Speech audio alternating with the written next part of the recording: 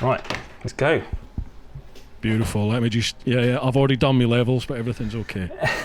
Right, folks. You asked, and we got him on. Here's English Biker Dan. Hello. How you doing, bud? Yeah, I'm good, thanks. How are you doing? Yeah, I'm all good, mate. I'm all good. We've had a quick little chat before we started recording here, folks, so we'll run through it all again. Everything good with yourself? Yes, very good, thanks, Bruce. Fantastic. Brilliant. Well, mate, you are in demand. A lot of people have been asking through... Really? Yeah, through my Patreon in particular. Wow. A lot of people have been asking to get you on. So that is surprising. I thought I kind of flew just under the radar of most people, to be honest. Dude, I watched your channel about a year ago, I think, maybe over a year ago, and I remember thinking, oh, yeah, this is pretty good, this. And then I've got to admit... Thank you kindly. No problem. I've got to admit, you sort of haven't been on my radar at all. You've not popped up in any of my like suggestions or like you've posted the old algorithm not doing me any favours. I think I probably hadn't hit the bell. I subscribed, but I hadn't hit the bell. Right, yeah. But all of a sudden, you got to hit that bell, Bruce. I know, ding dong, ding dong that bell. And all of a sudden, I had a look, and my God, wow, man, your content's fantastic. Well, thank you very much, Bruce. It's very kind of you. I'm sure we'll cover this. I don't know if you've seen the format and how it all works, but people post. I've watched a few of yours, yeah. Right, so people post up on social media. I tend not to read questions through, and whatnot. Yeah, I tend not to read through the questions beforehand, just so that we get a genuine sort of response. Might be some grenades in there thrown in. There may well be. Yeah. Some of this lot have a bit of a reputation. Pete English. Now he's usually a one, isn't he? He is the one. The deep questions, Pete. You got to stop it, Pete. He was supposed to be on this. Was he? Yeah, he'd be interesting. 2 weeks ago, yeah, he came down. My other mate, Pete Hamazadzad, he has started up a business where he basically applies a protective nano coat to bikes, cars, any type of vehicle at all. So a lot of people have been getting that done because they get a little discount through me. So Pete came down to have that done, and I thought, now I've got you captured, I'll do a podcast with you. But unfortunately, that was the week that I ended up in hospital. So by the time the weekend came, I wasn't up for doing the podcast, sadly. But I will get him on, don't worry. Yes. We can ask him the strange questions then. Absolutely, yeah. Well, there's a whole list. People, obviously, I'd already posted up to say he was coming on, and the Patreon lot they were unleashing hell. Ripping him, So it will be fun when we do it. Fantastic. So, Dan, I know absolutely nothing about you, bud. Like, what's your name? Where'd you come from? How'd you get into this game? God, right. Well, you're asking the tough questions now. So, my name's Dan. When did I start? It was probably 3 to 4 years ago, actually. And I think I got inspired by the likes of Baron von Grumble. And I thought, I could do that. How hard can that be? Just to moan and whinge. Turns out it's harder than you'd think, even for us Brits. And then I started, what did I start with? I had a little CBF 125. Yeah. Not because I just passed my test, but because I basically went back to a 125 to save some money. I was a bit of a dire situation, and I thought, well, they're cheap, aren't they? So run one of those into the ground. And then I got an MT-07, and then I ended up buying the CB650R last year, and I think I got lucky really with timing, and that's when the views started to go up. Yeah. The very first test ride of the CB650R was when my views sort of went over like 40,000. Yeah. And I think I just got lucky. Honestly, I think it's just luck. It is weird, isn't it? Sometimes that's all it takes. Takes a certain topic. Yep. And you just get lucky, but that's how it can start, you know. Yeah, definitely. Listen to me talking like I've got 1 million subs. Honestly, mate, any YouTubers out there know how hard it is to even get 1,000 subs. So to be where you are, where are you now? 20 odd? You're at 20 odd now, aren't you? 28 and a bit, yeah. Mate, I mean, Jesus, that's not too bad. Mate, you're up there. I think already, if you get over something like 10,000 subs, you're already in the top 10%. Believe it or not, of YouTube. It's amazing. That's crazy. It takes a lot of graft, so well done on it. Yeah, it takes I think most people don't appreciate how much work it takes. But I don't know if it was the same for you, Bruce, but getting to 1,000 was the hardest work outside of my job I've had to do. Yeah, absolutely. And actually getting to 10 was a bit easier. It was like, it was going downhill at that point. Not downhill in a bad way, but they'd greased the wheels and the train was on its way. Yeah. I'm already bringing this up. So sorry, people, I've done it already. But on my trip, by the end of my trip, I had, I think. Now, Bruce, what did you do again? yeah. I went to the co-op and back. It was great. It was awesome. Thoroughly recommend it. Via via the M25. I think I only had about 600 odd subscribers by the end of the trip. Really? So it's and then it was really when I started doing the weekly vlogs about 4 years ago now, 2016, and I chucked up a little teaser vid about the world trip on, I think it was Reddit. Yeah. And that exploded for me. That gave me like 4,000 subs in a day. It was phenomenal. In a day. Wow, that is good. And then the real slog started. Then the hard work began. It just takes forever after that, yeah. But, well, I think, because I watched most of your around the world videos, and I remember saying to my my girlfriend, I was like, this nutter's going around the world on GSXR, he's going to regret that. And I was thinking, of course he's Scottish, he's a complete lunatic. And to fair play to you, you did it. Had you never heard of...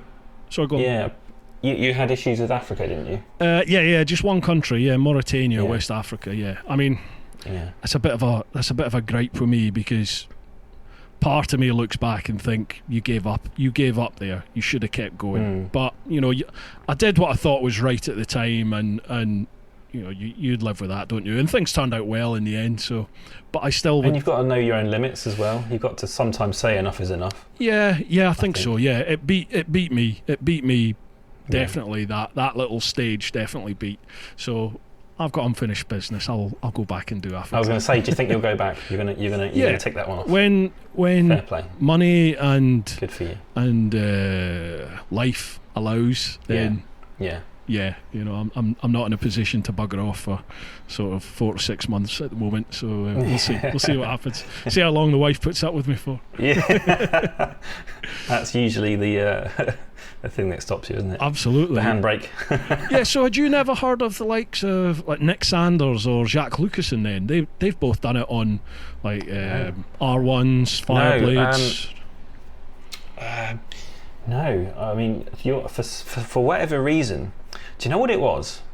I remember when your video came into my feed and it was watching Baron von Grumble go down that green lane on his GX 1000. Yeah. And then yours came up and I was like, there's another one. Oh, but this guy's going around the world. It's even worse. That really annoyed me, because I did my little green lane test on the Jigsaw and it was pathetic. Yeah. it was basically just a track across a field. And then I went off and did my trip, and literally whilst I was away on my trip, Chris did his, and it was a proper green lane effort. I was like, you utter bastard. And his just exploded, didn't it? And I was like, oh god. Yeah, he really gazumped you there, didn't he?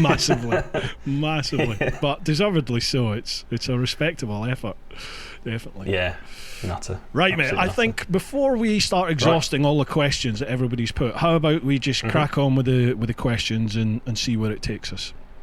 Why not? Yeah? Let's go. Awesome. Lovely. Let's do that. I'm game. Right, folks, as usual, we'll go to Patreon first, the clan over there. Massive thank you to all of you over on Patreons, patreon.com/TeapotOne. So, first one's first. David Hemmings. To Dan, what's been the highs and lows of your motorcycling career to date? Oh, crikey. I'm not prepared for these at all. Highs, I think probably passing your test is a pretty good high. Yeah.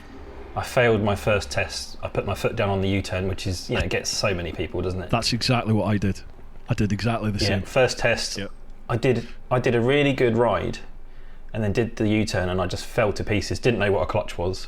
Completely dumped the clutch. I'm kangarooing across the road. I'm like, I've buggered this already. Yep. So that was pretty good when I actually passed it second time round. But what he said was I'd done so many minor faults on the second test. By the skin of my teeth, I got through. But he was like, you were lucky. Oh, wow. Because what happened was, once I'd done the U-turn, I then was nervous about everything else. Oh, were you? Yeah, I was like, oh, don't cock it up, Dan. Yeah. Don't cock it up, Dan. And I was like, oh, God. Yeah. So that was one of the biggest highs, I think. But, I've been riding quite a long time, like 20 years, I think, roughly. Nürburgring was good, doing that. That was good fun. When did you do that? Yeah. And what on? 2006, and I had two bikes at the time. I had the Kawasaki Z1000, which had just been released, and I had a Hornet, and I wanted to take the Z1000, but I thought, oh, if I drop it, Yeah. the Z1000 is the bike I love. The Hornet's just my everyday bike, so I took the Hornet, and I crashed it 3 times. Did you? What, on the ring? Now this is the stupid thing. I crashed it like on the road. Like it's just so stupid. Like the first one was target fixation. A car pulled out in front of my mate, and I was so busy calling the guy a wanker. the car behind the car that pulled out had also pulled out, and my mate had stopped, and I didn't see he'd stopped. So when I looked round, he's just stationary. So I was like, right, 2 options: hit him or go in a ditch. So I went down in a ditch, landed in a load of water, and luckily the bike wasn't too bad. It was just a scrape on the tank. And then there was a couple of others just stupid. I was really reckless. I was a reckless rider back in those days. Yeah. I was knee downing every corner. Yeah. Every corner was, can I get my knee down on that? And it was just It's ridiculous. like once you do it, once you can do it, it's like I've got to do it every Absolutely. single corner, don't you? It's nuts. Yeah, and I was, in my 20s, so I was just a bit of a Invincible. fool. Yeah. Yeah. But that's the only kind of track I've ever done. I've never done a track day, but that was fantastic going around there. Yeah, That's that mint. was So really good. you've never done a track day, but you've done the Nürburgring. Did the Nürburgring? Yeah. I wouldn't do it now. No, I even went there like last year, and I didn't go around track. I was Would you like, not? Why I've not? done it. No.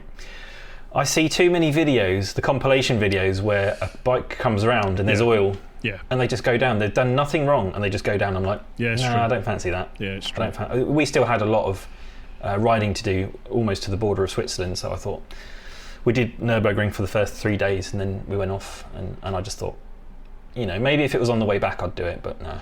Nah, fair one. If you're not feeling it, then I'm a firm believer, really, that life has a habit of pointing you in certain directions, doesn't it? So if things are saying don't do it, I'm don't do it.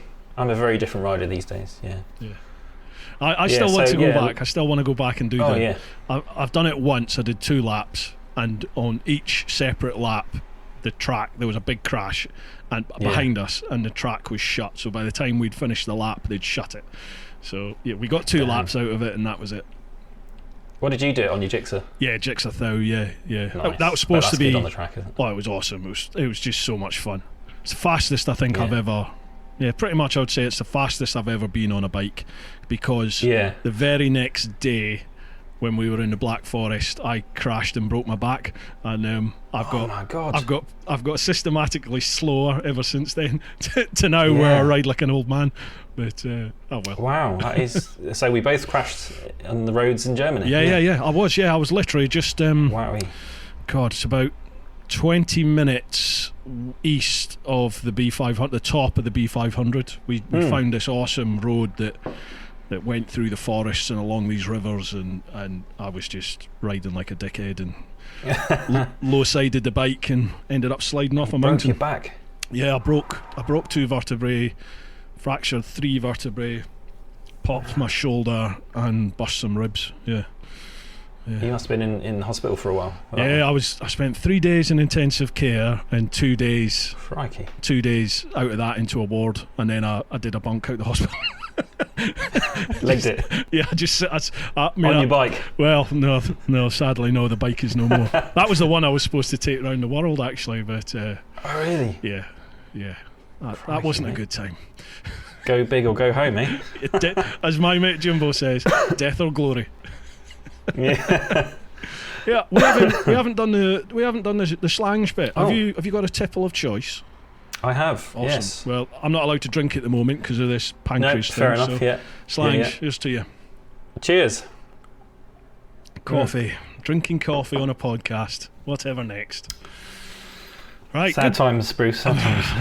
Well, it's got to be done, isn't it? What annoys me Yeah, is I'm yeah. not even a big drinker. Like, people all say, lay off the booze, lay off the booze. But the only time I drink is during the podcast. So it's I like, remember you saying on one of your last ones that you don't actually drink that much. nah, it's 3 or 4 cans of beer once a week. So Yeah. Yeah. I'm about the same, actually. Weirdly, I've drunk a lot more ever since I met my girlfriend. Well, we're engaged now.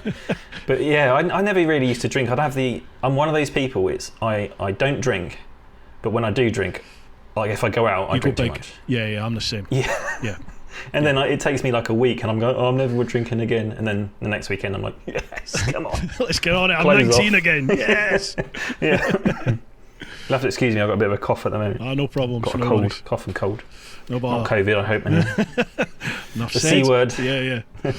Right, next question. Cheers for that, David. Next one's Matt Jordan. Did we actually answer that one? I think I did. Yeah, highs and lows. Yeah. Your highs was passing Yeah. the test. Your lows was the crash. The two Actually, crashes, what- wasn't Yeah, that'll do. Yeah. it? If you've got another, feel free.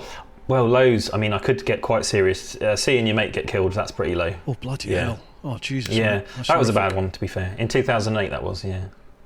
Yeah, that's probably the lowest you can get in biking, I reckon. Yeah, absolutely. Other than having to, like, if you get injured and giving up, I think, yeah, seeing your friend probably Yeah. pop his clogs on a bike. I've not had any sort of close mates who've been out riding with me pass. I remember seeing a guy, saw a young lad on my trip over in Thailand. Actually, I saw him. He had an argument with a truck and lost quite spectacularly. That wasn't pleasant. Ooh, well, they don't wear any kind of gear, do they, out there? No, nothing. But they're all, well, a lot of them are Buddhists over there. I think it's Okay. Buddhism, where they basically believe that your life is laid out and your fate is there, and nothing you can do can change that. So they're just like, well, if it's meant to be, it's meant to be. So a lot of them That don't makes for bother. some interesting living, doesn't it? Well, yeah, I think it explains why a lot of them are the way they are. They just, life's for living. Yeah. They just get on with it. Oh, yeah. But Live your life, hey? well, Who says that? absolutely, yeah. Blimey, mate, that sounds horrific. Gee whiz. Yeah, that was pretty bad. And he was only 22, which was even sadder. You know, he was quite a young fella. Yeah. So. Highs and lows, but that's biking, isn't it? Really? It is, mate. Unfortunately, yeah. It's sort of Yep. in a perverse way. It's kind of the appeal, I think, for a lot of us, isn't Yeah. it? It's that living I on the think edge. if it was safe and if it was safe and boring, I wouldn't be interested in it. No, probably not. Yeah, I'm the same. It's So, the adrenaline rush that I Absolutely, I yeah, enjoy. yeah. Yeah. Ooh, right, Matt Jordan. Right, let's get the Let's lift it. the depressing ones out of the way. To both of you, here we go. Part of the appeal of biking is the sense of community and the idea that even though we're all essentially strangers, we all share a common interest. What do you believe is the single most important quality of any biker, and why? Ooh, that's a good question, Matt. That is deep, isn't it? Who asked that one? Matt Jordan. Matt Jordan. Okay. Matt, you thought about that one? Yeah, definitely. I don't know. I think it's just one of those things, isn't it? You can rock up at any bike meet, and it doesn't matter what you ride. You could ride a chopper, you could ride a Harley, a BMW, a sports bike, and for the most part, we all just. Or let's say there's a car park and there's only two bikes there, and they're opposing ends of the kind of niche of bikes. Yeah. You'll talk to each other, won't you? Because it's a common interest. Immediately, it's an icebreaker. Yeah, definitely. And I think that's a fantastic thing about biking. It's a brotherhood or sisterhood, you know, or both. And I think you need. I don't know. I think it tends to be because I used to be quite heavily introverted, and biking's really brought myself out of my shell. Yep. And I think that's helped. So I think even if you're not very social, it can help you kind of become more social.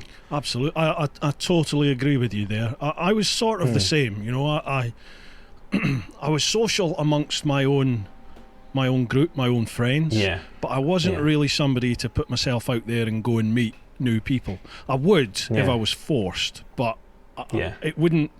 I would never do something like this where I would just, contact people out the blue I've never met before. Fancy coming on for a chat, and yet I do that all the time now. And that was ultimately it was a few things. First stepping stone for me was working the doors. So I worked as a bouncer in Glasgow for a while. So that got believe it or not, that got the social skills up because I was talking to people, not just thumping them, but I was talking to people. So it's got visions of you like throwing people. Yeah, but I through was doors nice and while I stuff. did it. You know, it's like Roadhouse. Be nice until it's time. I throw him not in to the be street. nice. Are you all right? Yeah, and then joining the old bill again. That really develops your conversation. Your I can't even think of the words anymore. You know, your ability to chat to people and reason with people and mix with people from every background. And then my trip, where that really brought me out my shell. I think. Because I guess you have no choice, right? You have to. You could get by. You could be an introvert. You could not socialise at all with anybody. Keep yourself to yourself. Keep your visor down. But what's the point of that? Because you seem to have so many little happy meetings with people where you needed some help or something, and these people just one thing that amazed me is how willing people are to help complete strangers. Absolutely. Yeah. And it kind of restores your faith in humanity a bit. 100%. Absolutely. Yeah, that was... Yeah. I needed that. Because I was very sort of tainted towards people by that point in life, and it was so good to get out and just realise that, do you know what? Most people are absolutely brand new. As you said, most people will help. Yeah. So, and I think that's the same. A lot of people say, "Oh, God, shame it's not like that here," but it is. It is the same here. I get the same offers of help for people. Do you know what? Every time I went to KTM actually to pick up the 390 Adventure, and when I dropped it off, I was at the garage, the one just down the road, and just filling up my bike, and these two bikers came up to me going, "Oh, you're right." I'm like, "Yeah, I'm just having a snack, for the hour and a half trip home." But you do get that sort of offers of help. Yeah, absolutely. Men generally, car drivers don't offer help, but other bikers do. Yeah. Yeah, or they're bikers, but they're driving a car and they stop to have a chat. Yeah. I totally agree with you there.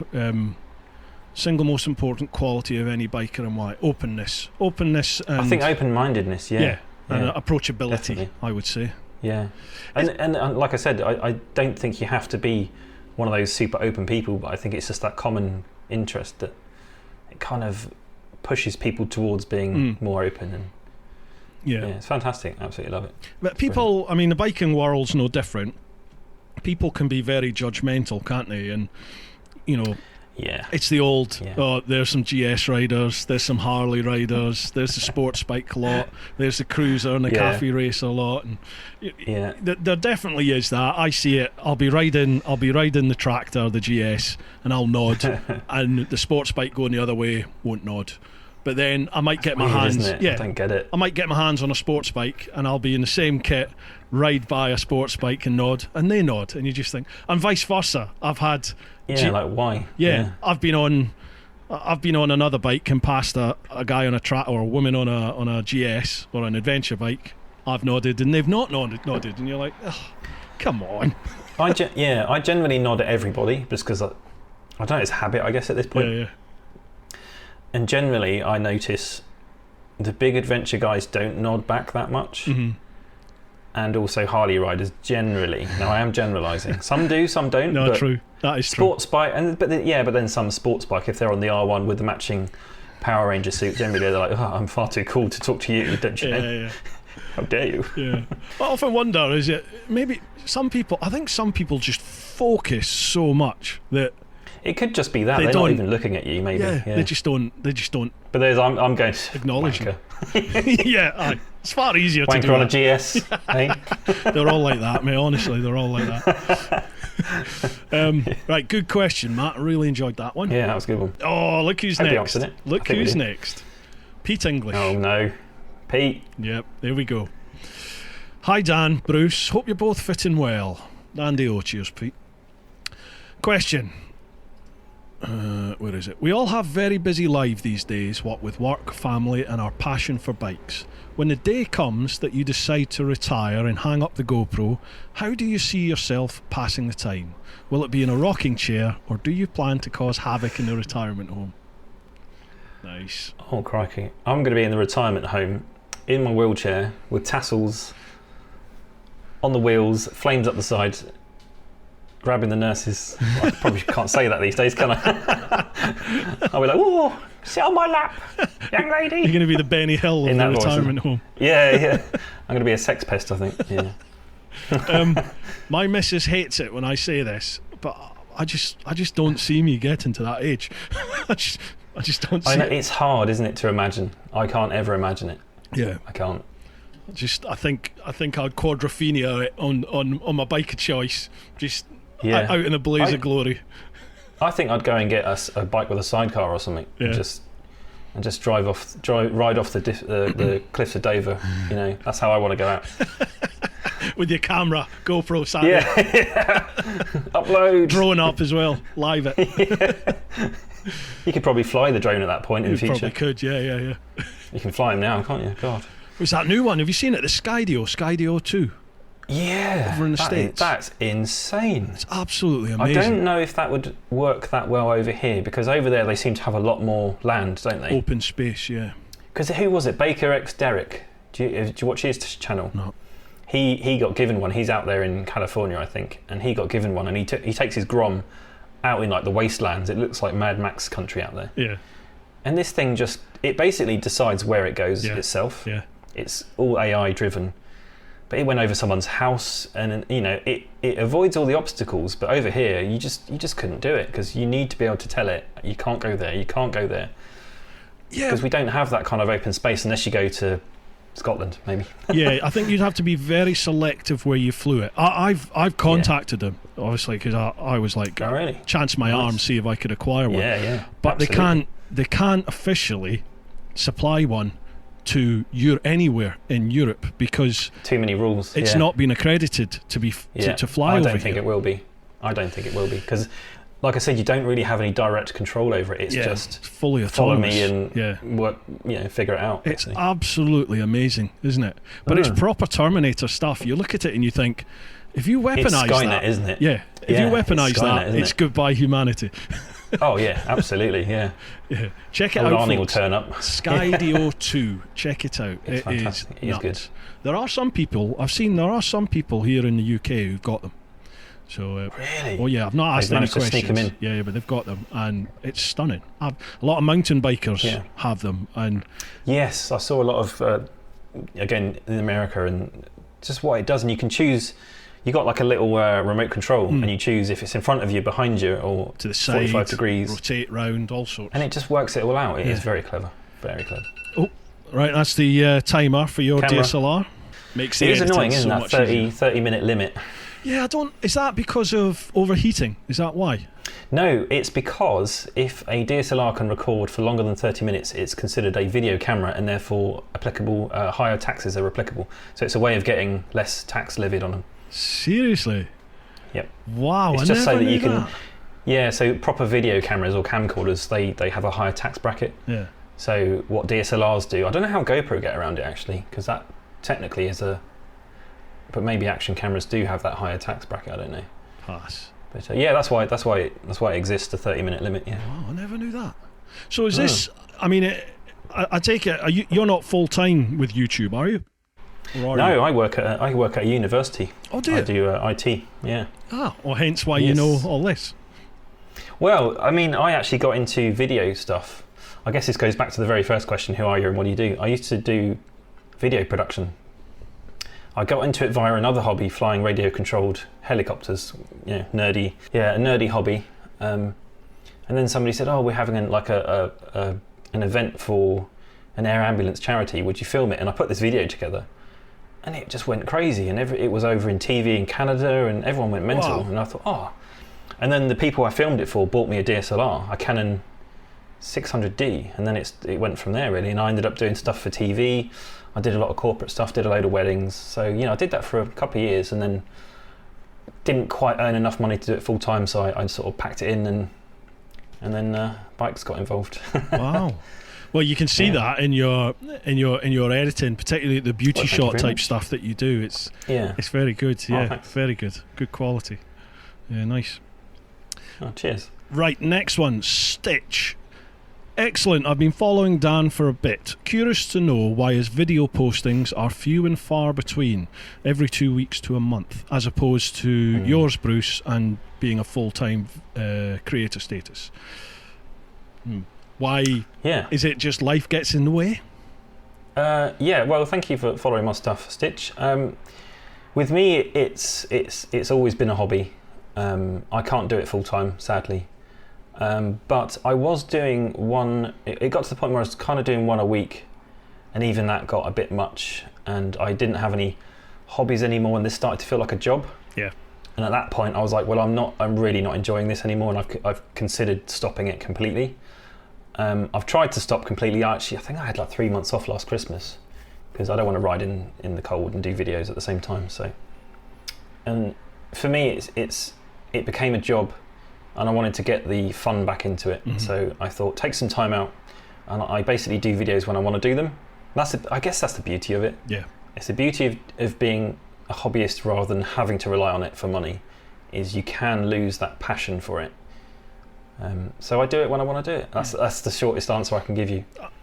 Absolutely, that's the best way to be. Absolutely, 100%. Yeah. I was the same. I always try to keep a one video a week schedule whilst when I was working full time, and it's hard. It's bloody hard to even to get one video out a week of the sort of quality that you've got.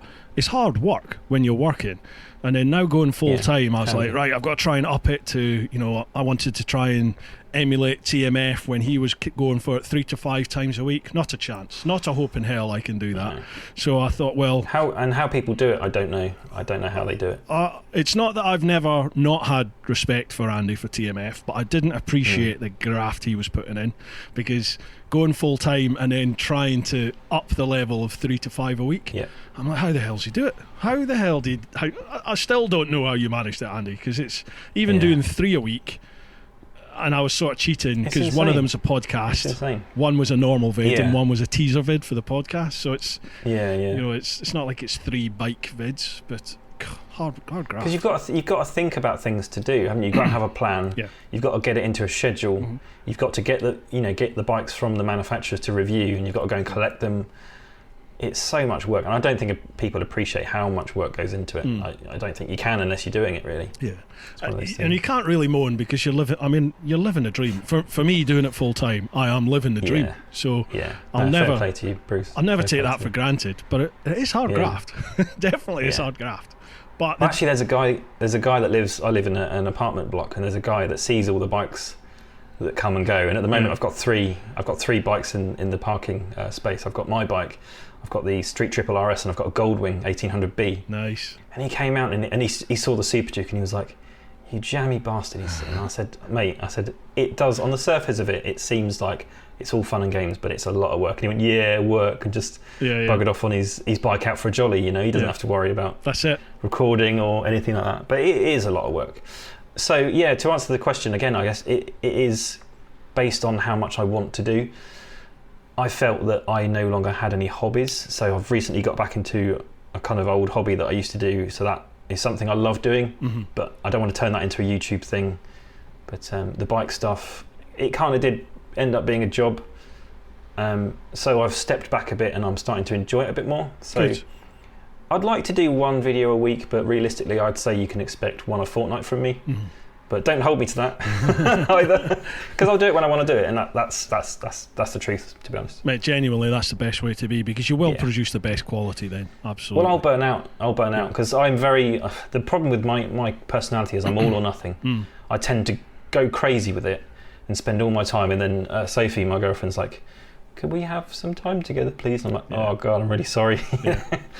Yeah, I'm the same. My missus is so under. Either that, or she just genuinely doesn't like spending time with me.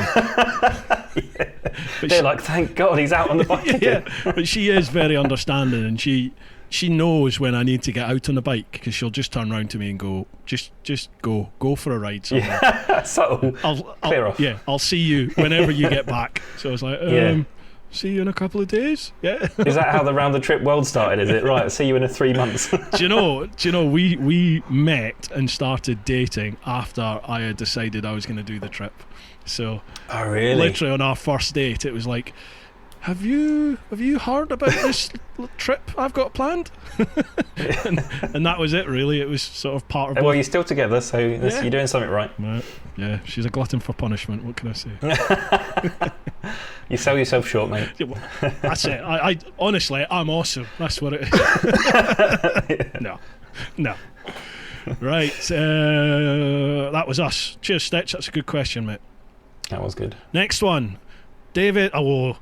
I always take the mick out of David's name, and he's told me umpteen times how to pronounce the surname, and I'm going to get it wrong again. I think it's David Buchholz, but I always say Buchholz. David Buchholz. Buchholz, I think it is. Okay. Question for Dan. looking at your bike reviews, how tall are you, and what is your inside leg? For those of us who are a bit shorter, it's useful to gauge how well a bike might fit. This is one of these questions that I get asked, I'd say at least 2 or 3 times per video. Yeah. And I'm pretty sure in all my videos I say at the beginning, when I'm doing like the little walk around, I'm 5'8". And do you know what? Actually, I'm not 5'8". But I've kind of said I'm 5'8" at the beginning, so I have to carry on. Right? I remember getting measured, so I was in the army for a bit. Mm-hmm. And when I was 17, I was 5'8.6". So I've maintained throughout my life that I'm 5'8". I'm not, I'm 5'7". But I kind of say, well, if I start saying 5'7" now, people go, hold on a minute, last week you were 5'8". What's going on? They will know. They will know. Believe me, every inch matters. No, so I'm 5'7", 5'8". And my inside leg is, I'd say it's about 20. It's a weird between 29 and 30 inches. Right. And my leg. Very, very blessed. No one likes a show off, Dan. The water's cold and deep, Bruce. Yeah, you need bigger socks. Tuck it in. I'm the same. I get asked that all the time. Like, would I recommend this bike for? I'm a shorter rider. I'm 5'5". Would you recommend this bike for me? And I'm like, I can't. I can't comment because I'm like, for me. Yeah. You know, I'm a fat lad, 6'3", 20 stone. For me, the bike, like even the GSs, they feel fine for me. It's You're just solidly built, fine. Bruce. That's all. It's all bought and paid for. That's all I'm going to say. It's all exactly investment. Yeah. Yeah. I get people ask. Generally, the one I get asked is, "I'm 6'4". Will this bike fit me?" And I'm like, "Fuck me! I can only dream of what it's like being 6'4". I'm the total opposite. Yeah. I'd get vertigo, I think. Yeah. So I'm 5'7". Yeah. Really. But definitely, it does help. But you know what you're saying there about, do people actually listen to anything that you say? I sometimes wonder that, because you will. I don't think they do. And I think a lot of people, not a lot, but some people will skip through the vids, won't they? They sort of skim through it. I understand that. I get if you're not really fully into it. Yeah, I get that. But then they miss what's in the vid. And then you get it in the comments, don't you? You get in the comments and you're like, I actually answer that in the video. So you've not watched the video. I am guilty of getting aggravated by people. Depending on my mood, I can get quite eggy with people in the comments, and I have been known to shut people down. And then I'm like, oh, don't react that way, Dan. Don't react that way. Yeah. But for the most part, I try to be as friendly as possible. But for me, it's either they don't listen or they skip past it. But you can guarantee if you say something that's wrong, they're on you. They are on you, aren't they? You must have had that. Oh, you God, said at 3 minutes and 34 seconds, you said... Yeah. And you can't BS them. You cannot try and fluff your way out of it. I can't. I think I tried the first time I ever did that, and you do get a bit butthurt, and I was a bit butthurt, and I was like, oh, no, well, what I actually meant was, and I was like, well, just admit I was wrong. I was like, fair point, you were wrong. Yeah. And if I get something wrong, I'll hold my hand up now. That's it. Job done, isn't it? At the end of I'm the day. human. Absolutely. Yeah. I was going to say we are not professionals, but then I thought, oh no, and I think people forget that. They're like, oh, you call yourself. I've had comments like, you call yourself a reviewer. No, I don't. I'm a pillock that rides bikes, and I say what's on my mind, which generally is just a brain dump of complete garbage. But people seem to watch it. That's what I say. I'm no different to any other biker out there, except I'm lucky enough to have a bit of a following, and I make videos. So I'm not a professional rider. I'm literally here I'm here by luck, and that other people want to watch what I do, which seems mental to me, but thank you to everyone. Absolutely. Yeah. Right, nice one, David. Next one, Steve Meeson. Hello, big man. Question for both. If you could bring... Oh, here's a good one. If you could bring back any fictional character to ride around the world with, who would it be? Fictional? Blimey. Any fictional character. What was Scarlett Johansson's character in? Well, she wore all that leather in the Marvels film. That one. She'd sit on the back. I don't know. Fictional. Oh, blimey. Crikey. Fictional character to ride around the world with. That's a difficult one, isn't it? Fictional. Wow. To ride around the world with, was it? Yeah. Now, I've not thought about, never contemplated this before, but the first thing that's popped into my mind while I was thinking about it is Indiana Jones. Yeah. And that's pretty cool. And that's because I would love to hear the history around places that we'll see, and then go on some little adventures with it. That would be awesome. Yeah. However, I would also like Scarlett Johansson to be there to keep me cosy and warm of an evening. Yeah, my first reaction was Scarlett Johansson, and yours was Indiana Jones. I'm not sure what that says about either of us. But I think that maybe that points to a certain stage in my life. I think that's probably all that is. Can't be bothered anymore. We're pretty close age-wise, aren't we, Bruce? I'm 43. I'll be 44 in 2 weeks. You're beating me by 1 year, mate. You're beating me by 1 year. All right, we're both there. I just had a hard life, that's all. Yeah. You had a hard paper round, that's all. Yeah.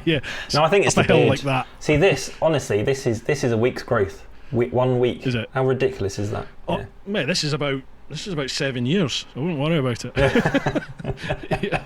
I've always wanted to. Do you know what? I sometimes have dreams where I wait. In the dream, I've got this brilliant beard. I'm like, yes. Wow. Seriously? I've always wanted a beard. It's yeah. And I've got the most pathetic, like, bits of hair and just little clumps, and it's. I couldn't grow a full beard till I was away on my trip, and that was. Yeah. And I always used to have it never used to connect all up, and then. Yeah.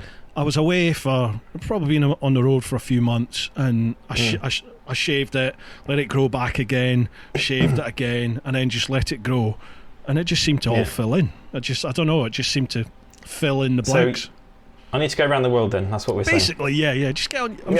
I'm sure Sophie will be fine with it. Just jump on the road. Yeah, she'll be fine. You'd say when I come back, you'll love it. I'll look like a grizzly bear. Yeah, like Bruce. Yeah, a lot of people have called me a bear, and I'm not entirely sure if that's flattering or not. Chris Murphy. Well, I'm not going to go there. Let's not. Chris Murphy. To both, not a question as such, more of a reach out to ask how we're doing. Oh, cheers, Chris. With a lot of bikers using the ride for mental health reason or work, we have. Hang on, let's read that again. With a lot of bikers using the ride for mental health reason or for work, we have all had a shitty year with lockdowns and COVID-19. So I'd like to ask, how's your state of mind and how are you coping with all 2020 and what looks like 2021 is throwing at us? That's very nice of you, Chris. Cheers for that is very nice, for Chris. showing a bit of consideration. Personally, I've been not too bad, to be honest. The first sort of week of the whole lockdown thing was just an utter nightmare, because I left the old Bill and went full time the week before lockdown, and of course, like timing. So I'd had a week of thinking, I am living the dream, I can't believe I'm actually managing to do this, because it all happened fairly quick for me. And then lockdown hit, and within a week of lockdown, I have a flat that I rent out, both tenants lost their jobs, couldn't pay the rent. Oh no! All my sponsors pulled and said we cannot commit now to the foreseeable future, so we're going to have to put a hold. And I was just like, oh shit! Damn it! Like knocking on Scotland Yard's door again, going, hi. Can you forget what I said? Can I come back, please? Yeah. But it's been, I've got through that, and I've been all right. I've been all right, actually. What about yourself? Yeah, ups and downs, but if all things considered, it's been fine, to be honest. Sophie and I were laughing because we're quite. We were renting a room in a place. That's how we met, actually. Quite funnily enough, she was the other tenant, and we got together and sort of decided to stay in a room. I'll get to the point in a minute. Bear with. But we're used to kind of just holding up in our room and just chilling out, and so lockdown was basically more of the same. So and I have had to go into work through lockdown, so I was quite lucky. I got lumbered with the CBR 650R from Honda and the Triumph Speed Twin, so I had those for a couple of months. Oh, nice. And I was just like, right, which bike do I want to take to work? I had to go into work to help people work remotely, the students and stuff. So I can't really complain, to be honest. Nice. Yeah, been fine. Yeah, I for the most part. My missus initially, she's a copper as well, and she was still having to go into work. So I didn't want her on the train, so I was still on my bike riding in and out of London every day. So that was a little bit of escapism for me, and I enjoyed having that time to ride. But I took the conscious decision not to go out and do the jolly and ride on the bikes. Same, yeah. Just because I thought you've got to fly. You've got a bit of a personal responsibility. I feel like I do, and I sort of fly the flag a little bit and do that. But I think as time's gone on, it's been so good just to be able to get out and hit the road on the bike, and you can still socialise on the bike because you're socially distancing. Yeah. You've got your buff on and your helmet, and it's just been. And it amazed me nice. Actually how good bikes are for your mental health. Oh, massively. I think during lockdown really opened my eyes to this. Actually helps me massively feel better about things. Yeah. Do you notice it if you don't get the opportunity to ride? Do you notice a change in yourself? Yeah, although I don't get that same feeling from riding to make a video, because that, for whatever reason, most of the time, I don't get the same kind of freedom. So to get that kind of real euphoric feeling, I have to just go out, no cameras, nothing. And I haven't done that for a while, I think, and I think that goes back to me not enjoying the biking video stuff. So I did take a few jollies recently and just absolutely fell in love with things all over again. So yeah, brilliant. Yeah, same. Yeah. I hadn't ridden without the cameras in so long, and I sort of now with the cameras on, I always make a conscious effort to watch how I'm riding and my speed and everything like that, just because you don't want to pour. You don't want to pour fuel on the fire, because you do get arseholes out there who want to highlight every mistake you make. It's been threatened. I've had it threatened to me when I did the S1000RR video, and people were like, "We're reporting you," and I was like, "Well, go for it. I can't stop you." That was the video, my 1000RR. That's the vid that started all this. It's that bike, mate. It's that bike. It's phenomenal. I love that. Have you seen the new one that's come out, the M1? The M. Oh my God. Yeah. With wings. BMW. Yes, but no, don't give me that bike. Just don't give me that bike. Do give me that bike. It looks amazing. Oh, it looks insane. And it's the first M series bike, isn't it? I think. It is. Yeah. It's 30 and grand done it for though, a race series. 30 grand, I think it is. Wow. But it's got wings. It's got wings, so it's got wings. It's worth it. You need it. You have to have it. I did a trip 3 weeks ago now, 4 weeks ago. I usually go away with my mates, and we always go to Spain. For the last 4 or 5 years we've gone. Is that the Picos? Yeah, we've always gone and we've always gone and done the Picos run, and then obviously now been doing tours there, so I'm always at the Picos. And then this year COVID hit, so all my tours have been cancelled, including my boys trip with my mates. So this year we thought, well, where can we go? And we thought, bugger it, let's just do a UK ride. So because of there's a few personal issues that some of the lads are facing and stuff, we couldn't do a full week away. So we decided, right, let's just do Wales. So we went and we did like 5 days in Wales, and I made the conscious decision. I thought, I'm not going to film this because it's not fair.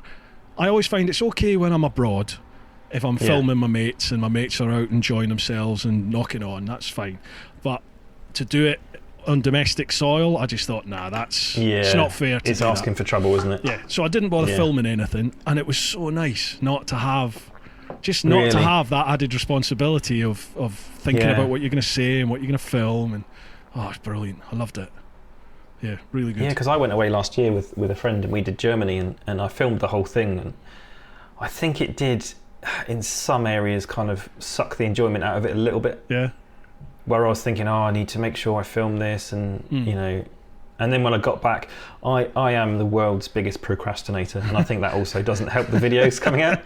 I put the pro in procrastination, and like nearly a year on, and I've only done one episode over a year ago. So I've still got them all ready to go, but I had loads of issues with songs being flagged as copyrighted, so I had to. And the stupid thing is, I've paid for it. I've paid for the songs. I paid for the license, and they were still getting flagged. I was contacting the people. Who's that? We'll sort that out on it. Epidemic Sound. Oh, seriously? Yeah, but it's not them. It's I think, as far as I understand it now, anybody can claim they own something, and it takes your video down. Yeah, they can. So I use TubeBuddy, and you do the little check to see whether or not it's going to get flagged, and it got flagged, and I was like, what?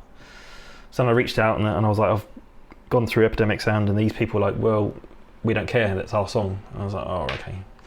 And that just took the wind out of my sails for episode 2. So it is coming, but I had to get music in another fashion. So that's weird because it's it is weird. I thought that was the safest way. I've never had issues with anything else. Yeah, I mean, using them. It's exactly why I use 2 of them. I use Epidemic and Artlist. I subscribe to both them, and they've both got.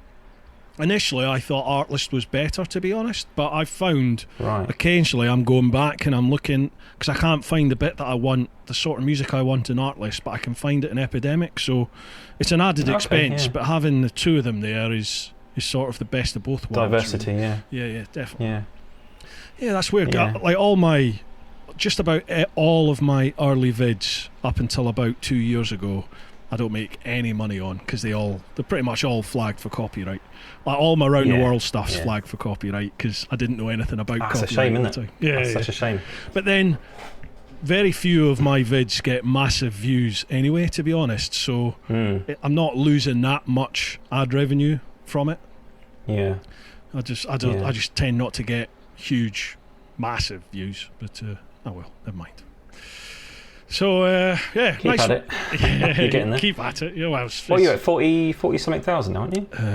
Yeah, I think I'm 42 or 43,000. It's weird. See, since I've gone full time, I've sort of I'm not preoccupied with what's my sub count at because every day I used to be looking. Well, umpteen times a day. It's like how much has it gone up? How much has it gone up? I just know that some months it goes up 1,000. Some months it goes up a couple of thousand. As long as it's going up, you're like fine. I think if you obsess about it can be quite unhealthy. Yeah, definitely. Yeah. I found that with myself. Like, sometimes I wake up and the first thing I do is YouTube Studio. How's that video done? Yeah. And it's not a good way to be honest. I was exactly the same for a long time. I think I need to just stop my camera for a sec and then restart. We're nearly at 25 minutes. No problems. Oh no, 25 minutes. It's 30 minutes. I've got 3 minutes left on my doodah. So we'll keep going. Okay, cool. What were we chatting about? I've forgotten. That tends to be how it is on this. Right, we'll move on to Instagram now. Sorry, go on. Oh, okay. Yeah, at TeapotOne Insta. If you're not following, folks, make sure you do. You're at English Biker Dan, aren't you? That's me. Yep, lovely. Beautiful. So make sure you follow both accounts. First one, Chubby Unicorn 1. He regular pops. Ah, Luke, yeah. Yeah, he says he regular pop into your work and says hello and has a chin wag. Great bloke and great guest. Looking forward to it. Nice one. Next. He's gone from an MT-07 to a Versus 650. Luke, what are you doing? You're far too young for that kind of sensible decision. Consider yourself told. Because he was talking, I'm going to get an MT-10, I'm going to get this, I'm going to get that, and he's ended up with a Versus 650. Why is that? Why have you done that? Oh, Luke. Luke, why have you done that? And do you know what's funny, right, is whenever he used to leave work, I could hear him. Every time. He had a Black Widow full system on his MT-07. It could wake the dead, that thing. And I could always hear his bike zoom. Well, he wasn't even close to me, but it was like a mile away, but you could hear it. What? Insanely loud. I have never ridden any of the MT series. I've never ridden the 07, the 9, you have to. Or the you 10. have to. Never tried that. 10 is absolutely fantastic. Is it? The 10 is really fun, yeah. Have you done that Have you done that through Yamaha UK? No, I can't. There's a few manufacturers that just won't even entertain the idea. I'm the same, yeah. Which is fine, nothing from them. That's fine. Yamaha, nothing from Yamaha, nothing from Suzuki or BMW. You don't get BMW? And Kawasaki have said, I've tried, mate. I've tried so many times to get through to them. They're just not interested. But I don't know if it's sub count or they just don't like what I've done. So I have to go to dealers, and sometimes they're so dealers. I mean, it's lovely of them to let me have a bike for a couple of hours, but it's getting the bikes. They're so busy. Yeah, that's right. Yeah, unfortunately, so I use Barnstormer in Alton. Oh yeah. Lovely chaps, but unfortunately the bikes are just really busy. They're always out on demos or being used for customer, like loan bikes and stuff. Yeah. But yeah, BMW, that's kind of the one I wanted to get because they're literally down the road from me. They're like 3 miles away. Right. I mean, not only that, but I love BMW bikes. They're fantastic. Yeah. The F900R, I really like that. But I'll keep trying. Yeah, I'm the same. I've got good established contacts with BMW, but I've only ever managed to get one bike off them. No, 2. Really? No. How many bikes have? No. 2. I've had 2 bikes off them. I've had the. No, I haven't. I've had 1. I've only had the R1250R. off them, and all the rest have been from dealerships. Dealers, yeah. Yeah. They're just. I think that their press fleet is just in such a high demand. They're constantly out. Yeah. And they seem to be doing a lot. And it might be that they work. look at my channel and go, he's not quite getting the reach we want, and that's fair enough. Mate, if you've got 30,000 subscribers, you've got a hell of a reach already. Certainly more than that's what she said. Certainly a lot more I had to than say that some at of the least people that they're loaning out to have. Yeah. Really? Yeah, well, definitely. Yeah. Mind you, I think that's surprising. I think it depends. I think we might need to chat offline, Bruce, about this. Yeah, definitely. We'll sort of share contacts, and I might have a different contact to you. And stupidly, I know someone that works there now, and I've even reached out to them, and they're like, they never responded to them. So it's weird, I've even I'm not gonna knock BMW because you never know what the future holds. I've sort of infamously never had any contact with Suzuki.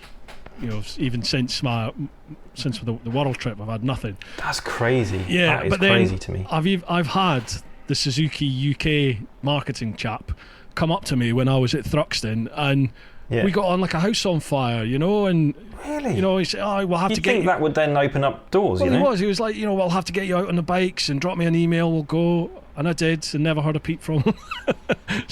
Right, sorry, my lady is wanting to come in. Okay, no worries. I think worries. she's a bit worried about being on camera, so. Oh, it's all sweet. Yeah. My missus would just throw it at me. She used to shake the can of beer and then just hand me a can of beer. Really? Grenade. Yeah, I'm super lucky. With Sophie. Yeah. She's brilliant. Right, have we answered that question? Yeah, that was Luke, wasn't it? Right, next one. Peter Brewer, 681. Hiya chaps, a couple of questions to you both. 1. Many motorcycles have dual seats to allow a passenger. Would you risk your arse or someone you love on a trip of 50 plus miles on a modern bike? Would you We do it every day, don't we? Your arse? Pretty much. How do you mean? Would you risk your, I'm not sure. your arse or someone you love on a trip of 50 plus thousand miles on a modern? God, 50 plus miles, that's almost just work to me. Well, yes, it's just a commute, isn't it? So is it more about the pillion, or? Yeah, would you? I don't understand that one. Well, let's take it on both sides then. Would you be happy to take somebody as pillion, and would you be happy to go pillion if somebody else was riding? What is it they call it in America? I'm not happy riding bitch. No, I'm not a fan of being pillion, to be honest. I like being in control. Same. I think you've said this in a couple of your videos where I like doing the driving. Yeah, it's weird though, because in a car I'm quite happy to be, I never used to be, but now I'm quite happy to be a passenger in the car. My missus will be screaming at the screen at the moment, going, "You bloody liar." But yeah, I definitely am throwing something at you. Yeah, I definitely am much happier being a passenger now than I used to be. But I hate being a pillion on a bike. Hate being a pillion. See, I don't drive a car at all. Do you not? Nope. What, do you have a license, or do you just not drive? Oh, wow. Just don't drive. Oh, okay. Yeah. So, and that surprises a lot of people, actually. Yeah. Well, because I used to live in Ireland, and back then, so we're talking 1999, you could drive on a provisional license without anybody in the car out in Ireland. All right. So I did that for 2 years. Then I came home, and I was like, well, I've driven for a couple of years. I want to get my bike license. Got my bike license, and just haven't really needed a car. Yeah. I've been to say I used to have a car and then passed my bike test, and God, when did I get rid of my car? Jeez. Oh, it's that long. Do you know, I genuinely can't remember. I think it wasn't long after I got the bike. I just got rid of the car. Really? Because I lived on my bike. Before I went away on my trip, I was on that bike. I would go for a ride before work, then I would go for a ride when I left work. I was just riding all the time. I was doing like 40,000 mile a year on the Jigsaw. So young love. Yeah. I was just making up for lost time. I was the same. I mean, I think now that I've got the bike, I guess if there's a time where I maybe getting on a bit, I might get a license. I don't think I'll struggle to pass my test, to be honest. It's just a choice. It's actually just a choice I have. Yeah. And they seem so expensive in comparison. Like even buying, say, a Fiesta, it's like £13,000-14,000. I'm like, I could get an S1000 RR for that, Could you? Probably not actually. No, No, you can- maybe a few years ago when I first thought of this. Maybe about but, 10 years ago, yeah. But like the Yeah, last you 5 could get a years, GS though, couldn't you? You could get a GS for 15 grand. you could couldn't get a basic GS or new one. without any wheels. Yeah. Yeah, you could get a second-hand one definitely for Yeah, sort yeah. of 12 up or 10 up, depending on the mileage. I think they start about 15 and a half. Yeah, For because the do basic you know what? I had a look yesterday because I am looking for a new bike for next year, and I keep looking at the GS. I keep looking at adventure bikes basically because I keep thinking, well, I want to go away with Sophie more on the bike, and it's just not comfortable for the bike I'm on at the moment. Mm-hmm. But then I ride things like the Super Duke, and I'm like, oh god, It's phenomenal, isn't it? That bike. it's so good. Oh, It is so good. I've got the And opportunity. there's only So go on. go on. No, No, after you first. I've got Okay. the opportunity. Well, I don't know what I was going to say. I've got the opportunity to have the Super Duke again. Actually, KTM have Do it. been in touch because I don't know if you know, but when I had it, I only got sort of 2 rides out of it, and then Oh, didn't it break down? Didn't you break it? yeah, I didn't break it. That's what Richie says. Yeah, you I broke know. it. Richie loves to say that. Yeah, basically, it peed itself. It just dumped a whole load of coolant and oil on the floor. Oh shit. Yeah. But I still love that. But even that, with that happening, Yeah. I love that bike. I love that Yeah. bike. So I never thought I'd love that bike as much as I do. Yeah. Because I've never ridden any other Super Duke, and I just thought it's going to be a snarling, angry beast that is going to intimidate me.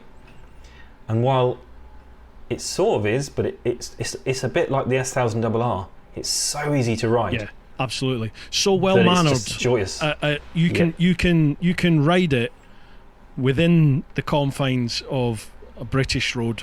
You know, you can ride within the speed Yeah. limits and still have fun. Absolutely. But when And I you thought I'd never say that Yeah. about 180 horsepower. Yeah. It is so usable. and when the horns come out and you decide we're going to have some fun, Jesus Oh, Christ, that bike is phenomenal. But Yeah. it's not like it just unleashes hell. It plays, but it still looks after you. It's nuts, Yeah. isn't it? It's like you've got all that Yeah, I had a brutal bit of power. a thing with I had a bit of a thing with a guy in an AMG Merc. And I kind of was like, well, he's in an AMG Merc, and then I was like, hold on, I've got 180 horsepower here and You'll pee all over no it. weight. Yeah. Yeah, absolutely destroyed it. All on a private test track, of course. Obviously. Yeah. And I was like, brilliant. Because those cars aren't slow at all. Yeah. That's the great thing about bikes, though, isn't it? You can be on a fairly mediocre bike and it will still pee all over just about any car that's available. Most of them, yeah. I mean, I even remember having the 390 Duke last year, I think it was. And pulling away from the lights, there wasn't much that could beat you. I mean, okay, beyond 50 miles an hour, you kind of stuffed. Yeah. But yeah, anything with like 100 horsepower will do most things from the lights easy. What about electric? Easy. I've never ridden. Oh no, I rode the Harley electric from. He's done the live wire. From our friend Michael. Yeah, I did. I went to Guildford. I'm on that. I'll pick it up next Thursday. That was mental. Cannot wait. That was mental. Cannot wait. Well, I've ridden the Super Duke now, but I'm pretty sure it was similar in terms of torque. It'd be interesting to see what you make of it. Yeah. I loved it. I thought it handled really well. Looks, I wasn't too keen, but that's subjective, isn't it? Really. Yeah. But yeah, it had so much oomph to it. I love the electric bikes, the ones I've ridden a few of the Zeros and a few of the Energicas now. I love them, absolutely love them. Just I only rode the Harley, so I don't really have a point of comparison for anything else. So. yeah. And I'm looking forward to trying the live wire, especially it's a topical bike now, isn't it? Have you seen any Long Way Up yet? Have you watched any of that? No, because it's on Apple TV, so I'm kind of debating. Yeah, I will probably subscribe to it just for that, to be honest. Because it does look good. I've watched all the others. So. I've not watched any yet. I've got the free subscription with me. I think it must have been with my phone for Apple TV. So yeah. I need to you check get it for a year or something. Yeah, something like that. Do. I'll need to watch that actually because I've had that phone a while. Right. Don't miss out. Did we answer that question or not? I think so. Yeah, about having a pillion on the back. So would you be happy riding with a pillion or being a pillion? I would be happy riding with a pillion, and I've taken Sophie on the back. We've been to the Isle of Wight. That's as far as I think we've gone. We went a little holiday around the Isle of Wight, which is quite a nice little place. Some lovely scenery there. But yeah, I mean, I'm not too fond of going on the back, but I did go on the back of my mate's Goldwing. We went to Belgium for the day, But that was fun. That was good fun. Mate, if you're gonna go pillion, then the Goldwing is not a bad bike to be pillion. It was the big beefy Goldwing, with the big back seat and the heated seats and all that. Yeah. Nice. I should be getting a Goldwing from Honda at some point, so I can't wait to try that. I'm really looking forward to that. Sport mode. Oh my god. Sport mode is something else on that bike. It really is. Richie Vida had one when we did Wild Bad Weekend last year. Yeah. And on the Friday, when everyone met at the departure lounge, which, yes, I was late for, I do apologise, but Rich had the Goldwing for it, and he made a point, because obviously he's leading, he made a point that every time he got to some lights or a junction, he'd gun it off the line. And because we were doing the drop-off marker system, the person behind Rich changed constantly. And the amount of people that were just in the beer tent afterwards, they were like, that thing doesn't have to go. Yeah. It is surprising how quick that thing shifts. Yeah, and handles well apparently as well. Yeah, I mean, the weather's been so crap. I haven't really taken it out. But better than you'd think. Way better than you'd think. Yeah, awesome. Yeah, it is good. What about have you tried the new Africa Twin yet? The DCT. Yes. What's that? Because I've got it. I've got it in the garage, but it got delivered the day I ended up in hospital, so I still haven't ridden it yet. I went into the whole thing not expecting not to like it, right? And by the end of it, I was like looking at them and how much they are. Wow! I loved it. I absolutely loved it. I loved it a bit too much, and I had a letter from some people that are not that happy with me. All right, go on. Constabulary, let's just say. Oh no, have you? Oh no. I've never been caught speeding before. I've never sped before. Yeah, I got caught on the motorway. It was like literally, it was just on the cusp of where they go, we're gonna ticket you for that. But my first speeding fine in 20 years. It's not bad going, is it? Is it speed awareness, or did he give you a straight fine? Yeah, speed awareness. Oh mate, it was. To be honest with you, I think if it had been a car, they would have said, they probably wouldn't have even bothered. Right. It was a lot less than 90. Let's just say that. Mate, I got one for 79. I was doing 79, really? 79 in a 70. Camera? Was it a camera job? Leicester Constabulary, you bunch of arses. It was them. It was the average speed cameras on the A1 up that way, and 79 mile an hour. Like you. That's that. Well, in Hampshire, that's considered your fine because they even say on the letter 10% plus 2. That's it. Yeah. Well, I mean, that's bang on, isn't it? That is bang on. 10% and I was plus 2. just over that, or a little bit over that. But yeah, the Africa Twin. Of all the bikes I've had, the Africa Twin. And do you know why? Because it's an automatic bike, and you don't feel that you're going that fast. Yeah. I can't wait to try it. It's just so comfortable.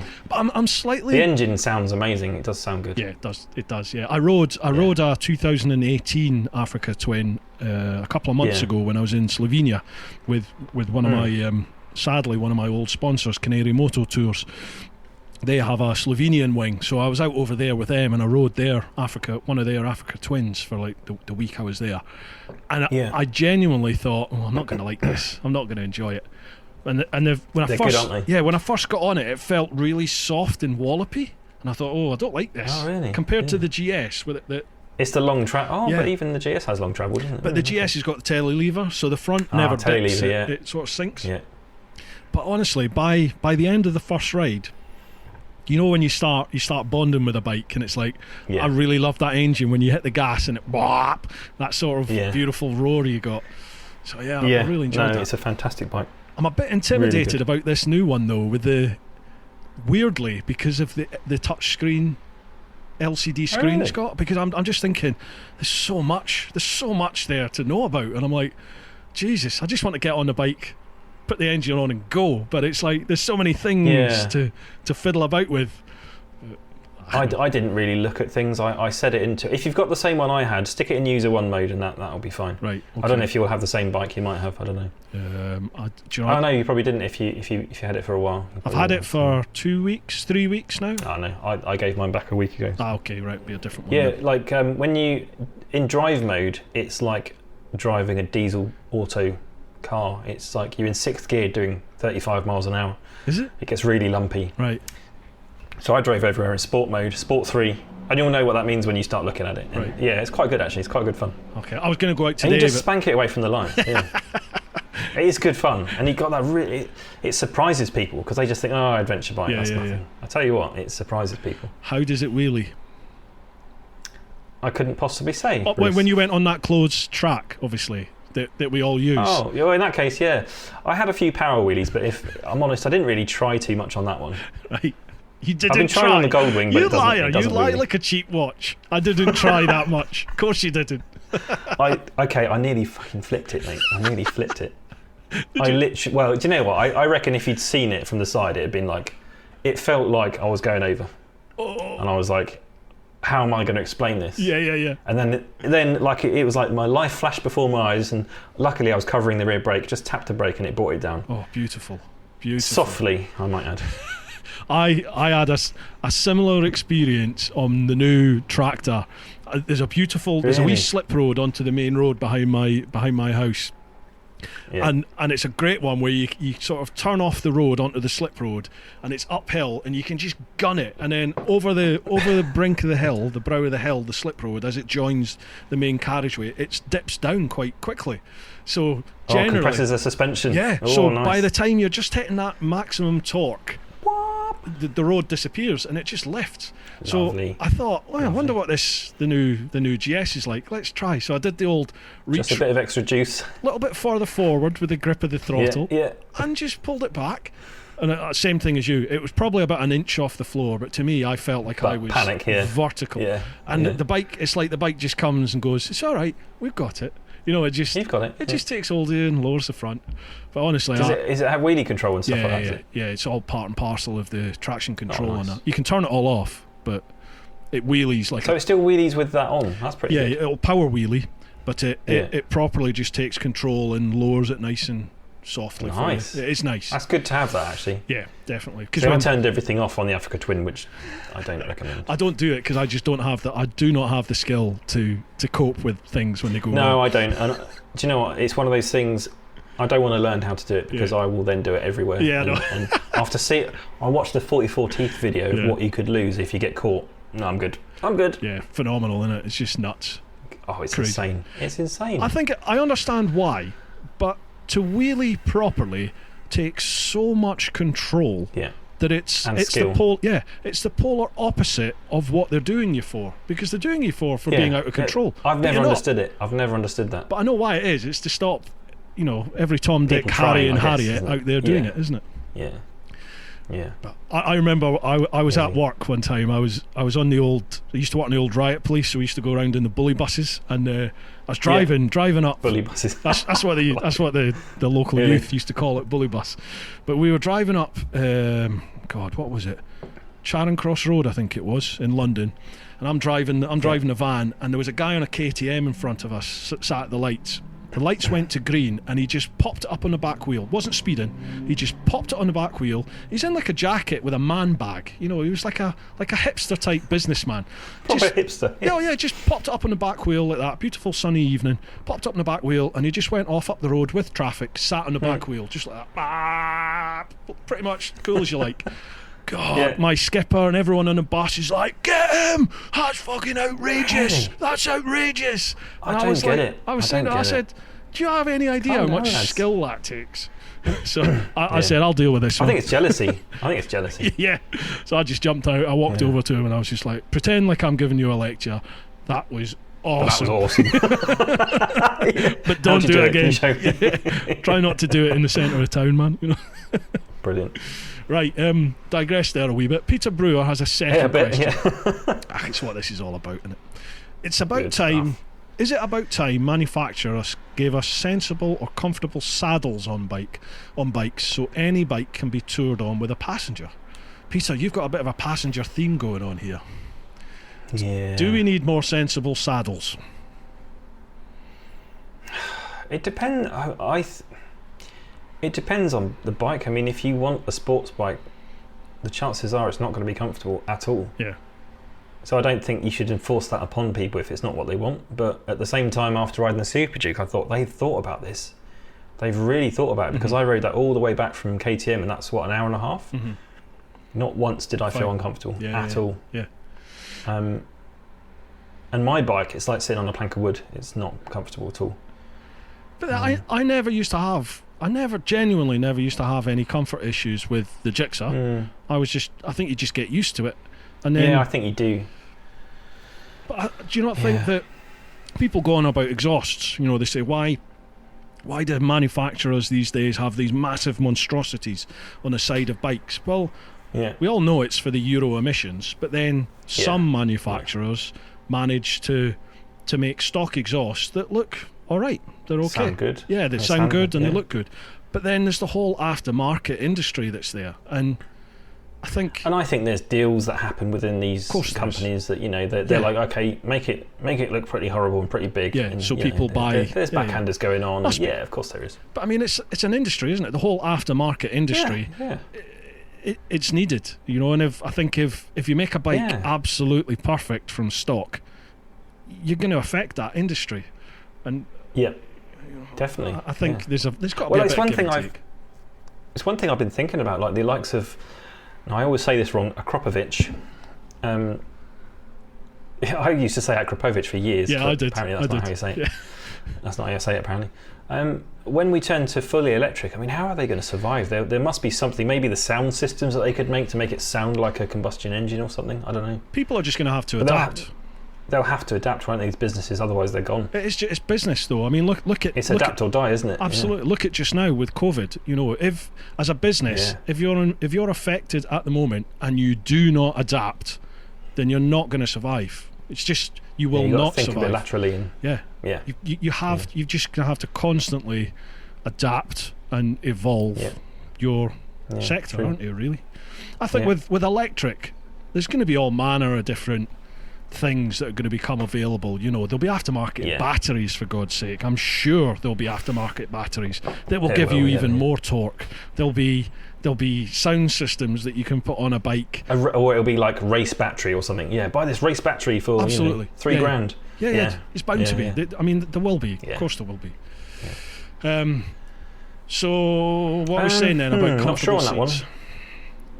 I just think. I mean, I would certainly like manufacturers to think a little bit more about comfort, but at the same time you've got a price point to hit, and that's not always the most important aspect that they're going for. And I think so. It does depend highly on the bike, I reckon, and you're never going to please everybody all of the time, and I think the vast majority of riders out there probably don't do more than say 1,000 to 3,000 miles a year. They generally only ride in good weather from generally home to a calf or home to one point. They might do one big trip possibly. So they can't. I don't see how manufacturers can accommodate that. They can't cater for everyone. Spectrum. No. And actually, I think the idea now where you buy a comfort seat, that works. Yeah, of course. If you need it, you know. And you buy one that you like. I do think that the big adventure bikes should be more comfortable from stock, and it would be interesting to see what you think of the Africa Twin, but I found that quite uncomfortable, quite hard seat. Yes, it's notorious for that. The 2018 model that I was on in Slovenia, the seat on that killed me the first day. I felt like I'd met the priest. Do you know what I mean? It's like the next day when I had to get 3 rounds of Mike Tyson. When he was using me as a glove puppet. Yeah, I got on the bike the next day and I was genuinely like, I don't want to sit down. But by the end of the second day, my arse was used to it, and I was just. I didn't have any comfort. It just reminds me of watching. It reminds me of watching Lamb Chops when he did his tour with what's his mate called Womble, and he was me ass, oh me ass. I know. I was like, you must have the boniest ass ever, because I just don't find the Super Duke uncomfortable in the slightest, or whatever it was that he was on. Can't remember which one he was on. He was on a Gen 2, I think. Yeah, wasn't he was. I think Yeah, he was that's on right. Gen 2. Right, let me stop this camera and then we'll start again. Okie. And we're back. Right, we have comfort break, and we've topped up with some more orange juice. We got Bud Light there. Right. It's a bit of a wussy beer, but I like the taste of it. Have you had is it Heineken 0% beer? It's alcohol free. No, I haven't. And Peroni do one as well. Mate, it was amazing. Really? God, yeah, it's really good. Really tasty. Because I don't drink to get drunk. I like the taste of beer. I love the taste of beer. Do you? I can't stand it. I said, Bruce, I don't drink. Yeah, no, I genuinely, it actually tastes like beer. You know, sometimes you get like alcohol free, and it's just like, what is this? I've only had the Michelob one, which Alright. didn't taste like beer. It was really rough.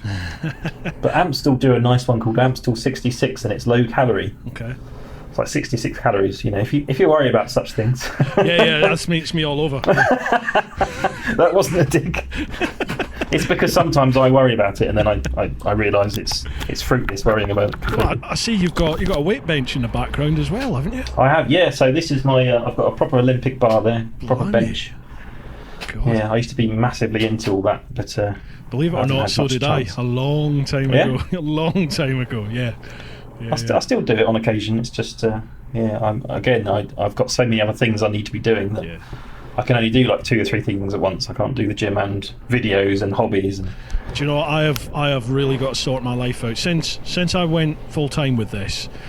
I literally I don't do any exercise. I'm not mobile like my Apple Watch. Really? I think my Apple Watch thinks I'm dead because some days I won't do 1,000 steps. It's like 600-700 steps because I got myself a stand-up desk just so that I'm not sat down all the time.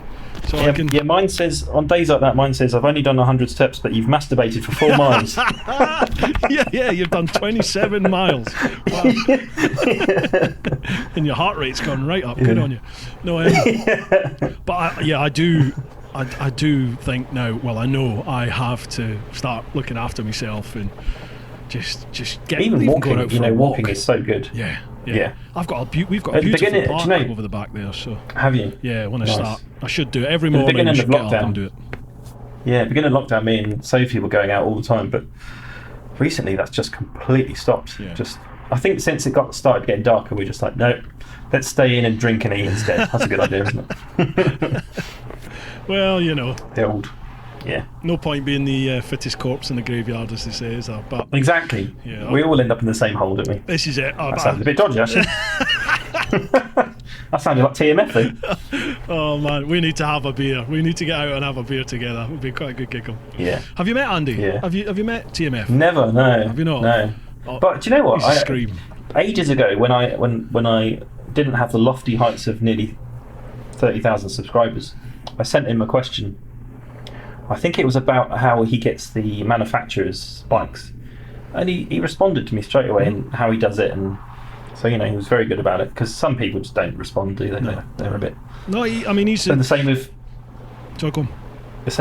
lamb chops. I actually met lamb chops at Lumi's, and I said to him, I've reached out to all these people. I had about 10,000 subs, I think, and I said, who can you recommend? He said KTM. He said, if you reach out to this person, KTM, and he was right. And so he really helped me. So big respect to lamb chops. Yeah, it's weird, isn't it? KTM, I think, were probably the first manufacturer to really embrace the whole YouTube in particular. They really grabbed hold of the YouTube thing, and they're all starting to. Well, most of them are starting to get hold of social media. A few tend to favour Instagram more than YouTube. But really? Yeah, it all depends what demographic they're going for, to be honest, whether they want... Because I always thought Instagram was just pictures, but I guess I'm showing my age a bit there, I think. A lot of it is, or it's short form content, there's Instagram... Because they have IGTV, don't they? Yeah, they've got Instagram like TV. But it tends to be much more raw content on Instagram, or the polished, beautiful pictures.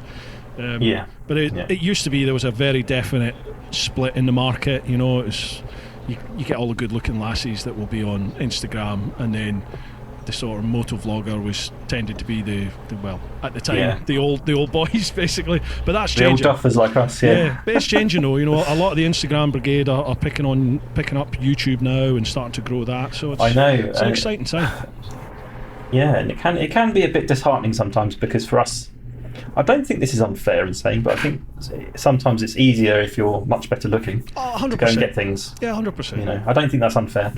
But it 100%. It is. It definitely is easier on social media to get in terms of getting the reach. Getting the eyes on your content. Yeah. If you're easy on the eye, then of course people are going to want to look at your pictures more than more than this. You're not wanting this stripped over a bike. But there's a market. There's a market for a fat bearded old bloke, and there's a market for a stunningly beautiful 20-year-old chiseled woman, or bloke, or someone that can't make their mind up. It's just, there's a market for everything, really, isn't there? It's anywhere in between. It's a big enough sector. Yeah, exactly. Yeah. Right, we got ourselves out of that. What we got? Yeah. We survived that one. Yeah, we did, yeah. Alex Mooring. Yes, this will be the best. Oh, cool. Questions for you both. Oh, thanks, Alex. If you guys had to choose between 4 or 2-cylinder engines for the rest of your biking lives, which would you choose? Don't make me choose. Bruce, go on. It would have to be the twin.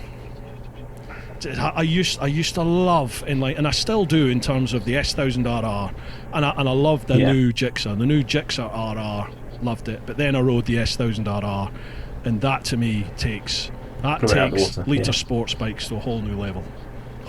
Yeah.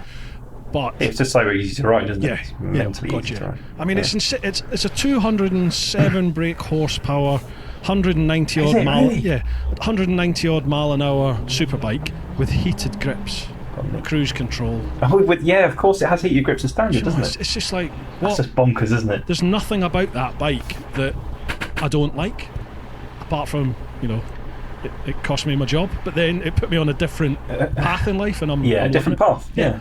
I think that bike, the S1000R, as a model, has really woken up all the other manufacturers since its inception. Yeah, definitely. That's the bike that came along and went, this is how we do it. Mm-hmm. This is what you need. Because I think it got a bit, all the other manufacturers, I think they got a bit complacent. Sports bikes were dead. You had your Ninja, you had your Gixxer, you had your Fireblade, and they were all around about the same. They all got a bit heavy, they all got a bit, I won't say slow, but they got a bit heavier, didn't they? Yeah. Mm-hmm. And then that came out and it was just like, wow. Oh, hang on, yeah. It was based on the old K5 Gixxer, wasn't it? The engine was based along that. Yeah. And it was almost like it went back to the roots of what Liter sports bikes should be. The proper animal. Screaming engine, raw. Yeah. And not comfortable at all. And I think there's a sort of revival now in sports bikes. Nowhere near the sort of 90s level that there was. But I think I tend to see a lot more 1000cc sports bikes out there than... Definitely in the last year, it'd be the year before, 2019, 2020. To me, there definitely seem to be much more new Liter sports bikes kicking about than there had been for quite a few years. And I would say I see a hell of a lot down to the S1000RR. Yeah.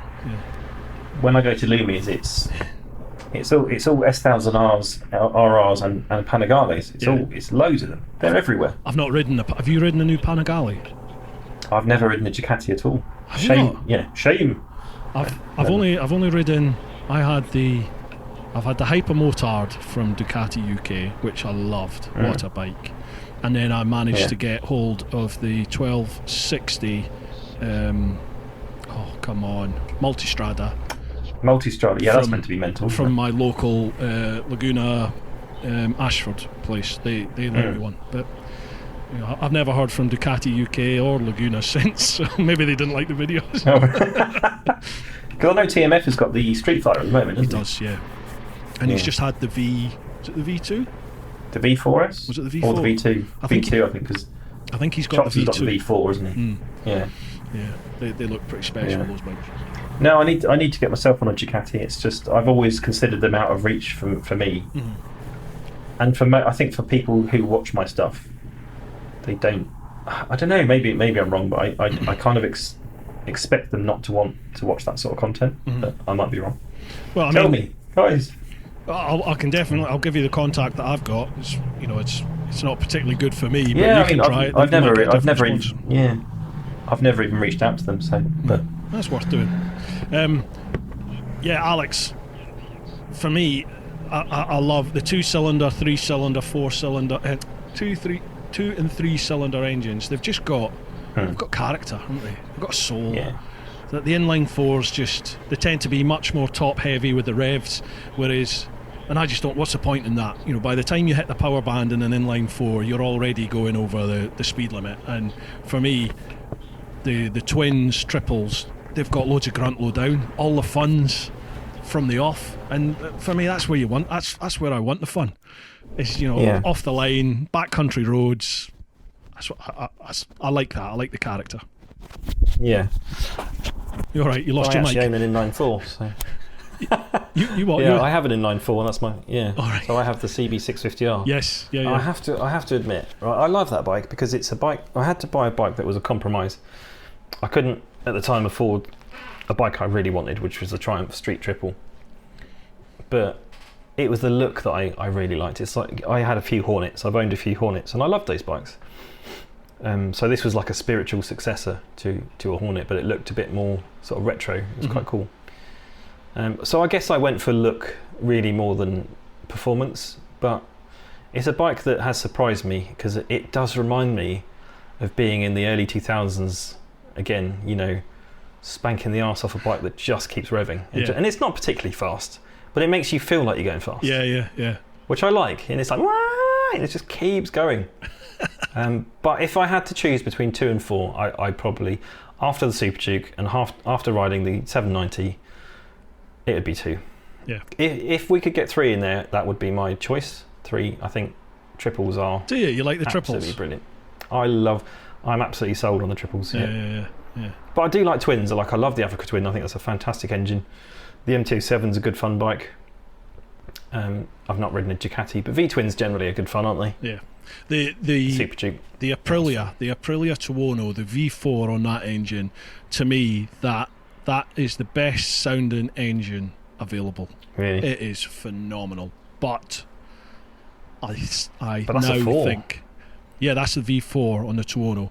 But the new Gen 3 Super Duke, the twin on that, I think that is probably the best engine I've ridden. Just because it's so well mannered, fueled, and balanced throughout that rev range. We said what before. What surprised me was the throttle response. It's like a cable actuated throttle. Yeah, it's so beautiful, smooth. Beautiful. Yeah, I love that. Yeah, bike. I'd have to go twin. Yeah, I think there's going to be one appearing in your garage, isn't there? I would love to if I could afford it. If I could afford it, I'd have one. Absolutely. Yeah, I was in the market for a new bike when I had that bike, and I thought, because the GS I just couldn't see by the GS. It was just like the GS does everything, so I'll just get the new 1250 GS. And then I test rode that, and I was just like, Okay, so here's a question for you, Bruce. Go on. If you could go back, you've still got your 1200, you've ridden the Super Duke, what do you do? Do you get the 1250 still, or do you go for the Super Duke? If it had to be one or the other, I would go for the 1250. I would still good go. Then. That good.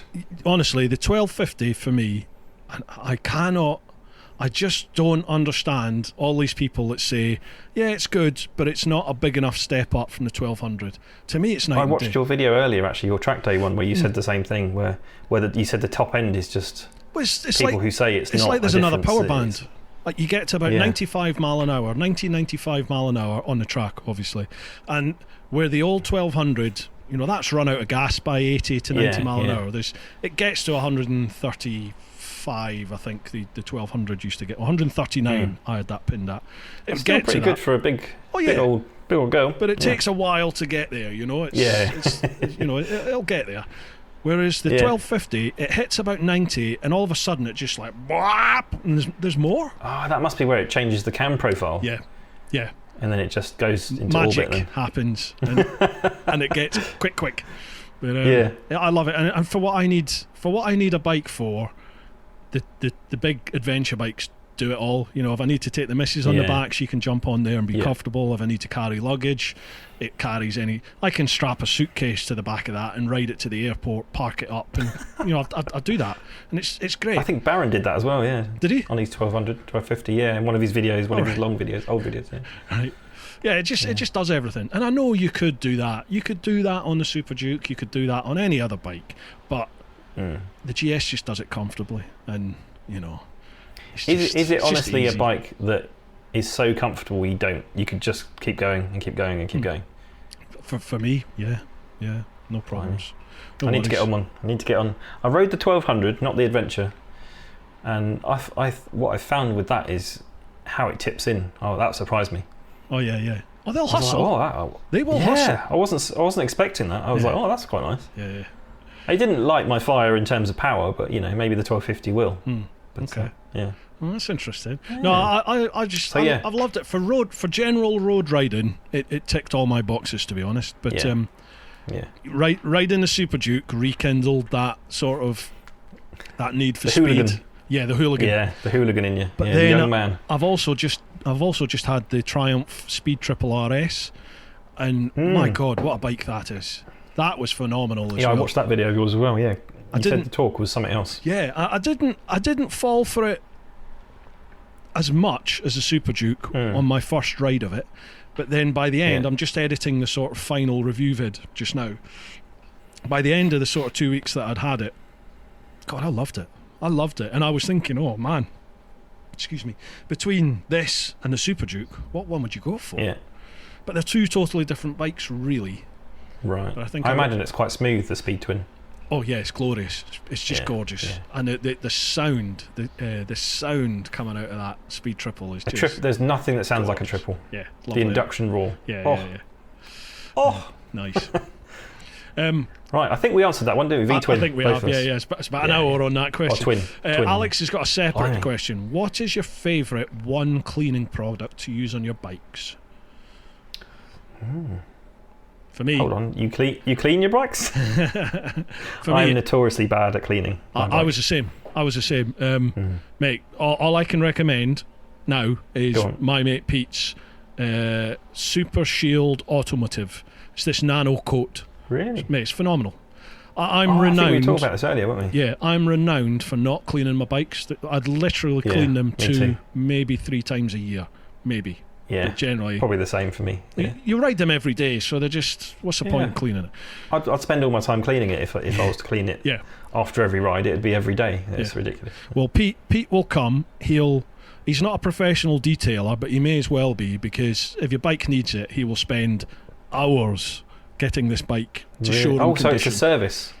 Well, yeah, he will clean it for you. He always says to you, Yeah. have the bike professionally cleaned, no wax, no Yeah. polish, nothing like that, Right. but just professionally cleaned before I turn up. But most people don't do that. Most people just wash the bike themselves. He turns up, and it's just not, because once he applies this Yeah. stuff, anything underneath that is there forever. So Sort of locked in. yeah, because it basically puts a liquid glass coat over the whole bike, the entire bike. Well, Right. obviously not your tyres and your brake pads and all that. Your sort brakes, yeah. yeah, he doesn't do that, but he will do everything else. He spent for a tractor, for a GS, it's about 7 hours he spends doing on this. So that's what he does, this, yeah, Mr. English. yeah. No, not English, not Pete English. Pete Oh, this is your old friend, isn't it? Pete Your other mate, Hammer Zeds Hammer Zedi, the other one. So Put your I teeth in. totally recommend that. He's well worth Okay. dropping him a line. Yeah. But anyway, Well, you said wonderful. professional cleaning before. That's the thing that will make me procrastinate a lot. I mean, Pete will do it, but he charges extra because Yeah, if he has to that's fair spend 3 hours cleaning your bike before he then spends 7 That's hours fair. applying it. Yeah. Yeah, that's fair enough. Yeah. For me, favourite cleaning product before all that was SW Motec. Well, not SW Motec, S-Doc 100. That's what I used all the Okay. time. Great stuff. Fair enough, yeah. I mean, ACF 50 was always good, like just over winter. Yeah. Do a big old cover it before the winter starts. And Yeah, then but that's not a pretty good. cleaner But though, is it? That's just a protective. No, that's like a rust. I found this wheels product. Actually, it was Luke that put me onto it, I think. I can't remember what it's called. Magic Wheels or something. And you literally spray it on your wheels. You walk away, come back, and they are just gleaming. And it takes all the dirt away off. Wow. And it kind of comes off as this blue. It almost like it sticks to the dirt, and it comes off as this blue liquid. Right. It's fantastic, and you literally just wipe it over, done. And I used it on my bike for the first time. I was like, this has got to be eaten into my paintwork, but apparently it's completely safe. I was like, hold on, is paint coming off? But no, it's completely and utterly safe, apparently. Do you know, one of my mates, he took his bike along to be professionally cleaned, be professionally valeted, detailed, and the people there used the wrong chemical on his bike. Oh no! And it absolutely destroyed the paintwork. I mean, it's like Really? they poured bleach Jesus. over his bike. Oh, the night. I Like mean, brake fluid sort of thing. yeah, Oh. they paid out for it, but by the time he'd had it professionally sort of detailed and repaired again by another company, Yeah. it looked passable. But man, if you'd seen the pictures of this bike, it's like, oh, what have they done? Sheesh.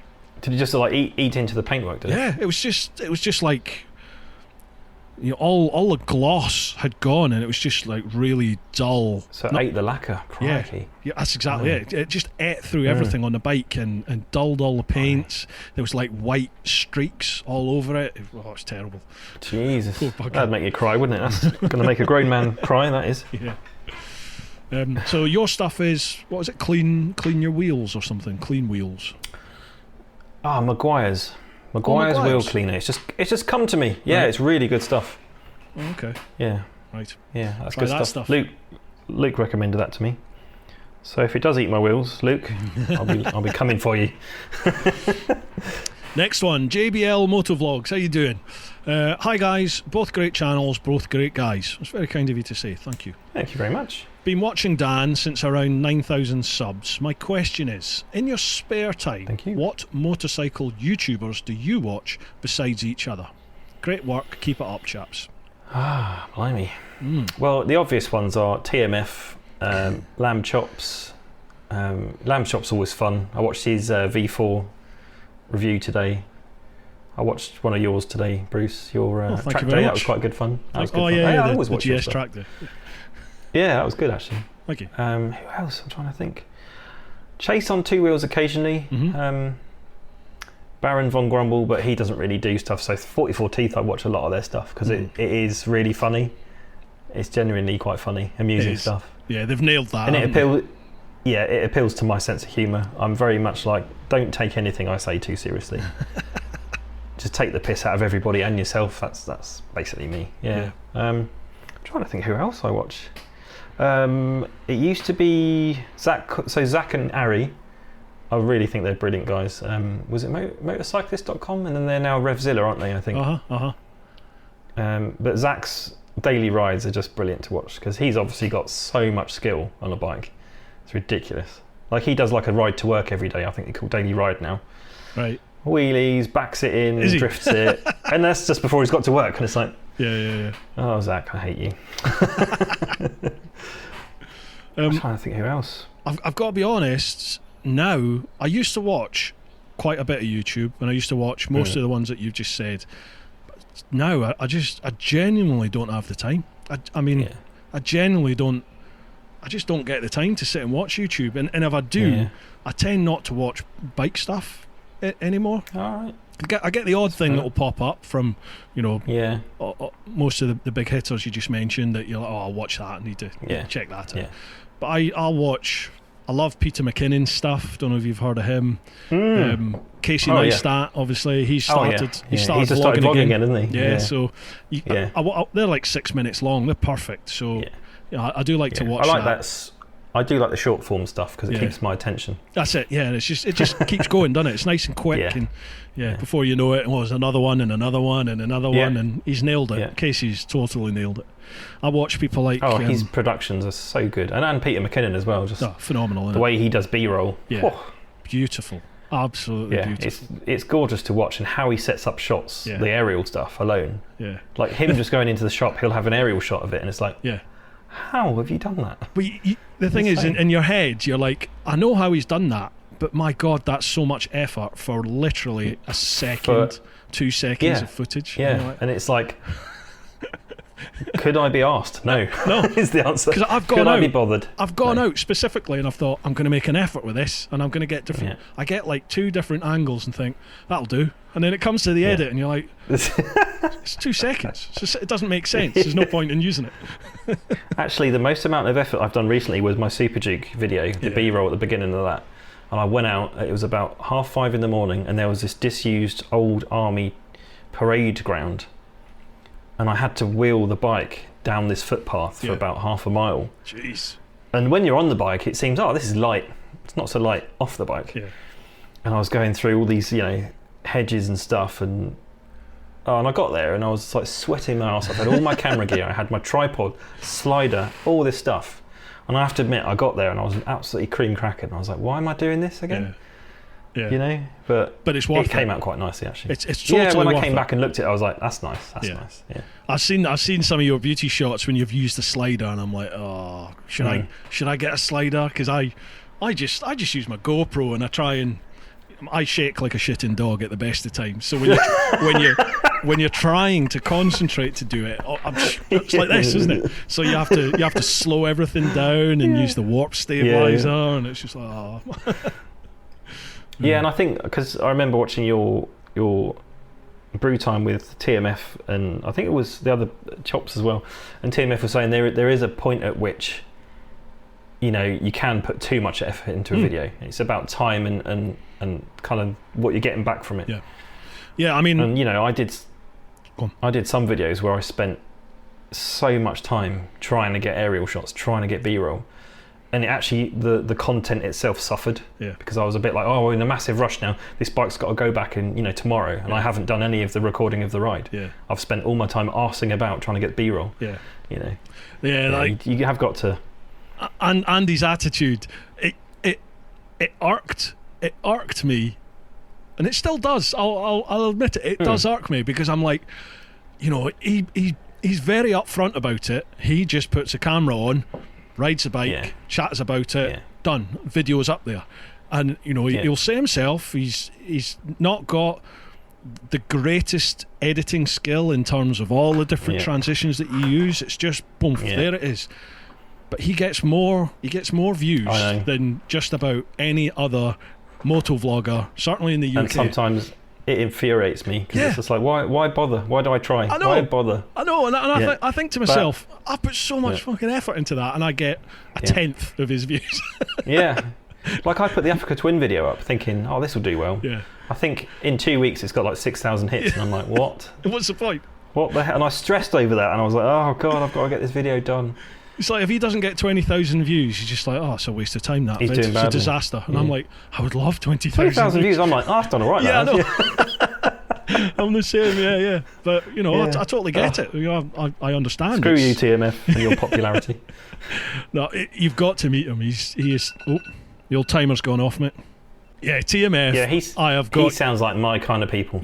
Mate, he's brilliant. He is. I think we'd get on. He is such a giggle. Genuinely, he's such a scream. Because I have to admit, when I first started watching his video, you do take inspiration from different people. And I was like, oh well, if I do, you know, if I do a longer review, I'll tell people what it's like on the motorway, what it's like in the car park. And then I think Sophie said, oh, that's a bit boring. I was like, what, like TMF? Yeah. But I mean, it's simple stuff. People like structure. Yeah. People do like structure. Yeah. And if you think about it, no matter what bike he kind of does the same thing, and consistency is absolutely the key. 100% at this game. I'm pretty sure that's what it is. It's consistency. You got to keep doing the same thing. Yep. You got to think differently occasionally about what you're going to do content wise. But I think he's nailed it. He really has nailed it. Yeah, definitely. Bastard. And he, like you say, Bastard. he doesn't put as much effort, and I don't think it's unfair to say that. I don't think he puts as much effort as some other people. Mm-hmm. Certainly not with the B-roll stuff. He doesn't. But it works. It bloody well works. So fair play to you, Andy. Fair play to you. Definitely. But yeah, you need to meet him. I'd love to meet him. I'd absolutely love to. We'll do something. We'll get you involved with something. Yeah. And meet him. He's such a screw. Fantastic. Have you heard about the butt plug situation? Oh, is that the thing that's in his office? Honestly, go back through. I mean, this is such a killer. Is it a troll marketing ploy of his, because he's been doing it for like a year and a half. No way. Any office-based vid that he has in the background, so like his news sections, all the MCN stuff in the background somewhere is a devil, butt isn't plug. he? And what a rascal! And now he's come out and people know about it. People are going back into his backlog and rewatching old vids. That is so clever. But the whole video, he's a clever sausage, isn't the whole video looking for it, and you're like, you utter bugger, that is genius. That is genius. Yeah. That is very clever. Yeah, good lad. Right, Rich T93. After riding so many bikes for the channel, does Dan regret or lose interest in his CBR 650R? If not, what makes it so good even though it doesn't have the gadgets and gizmos of other modern bikes?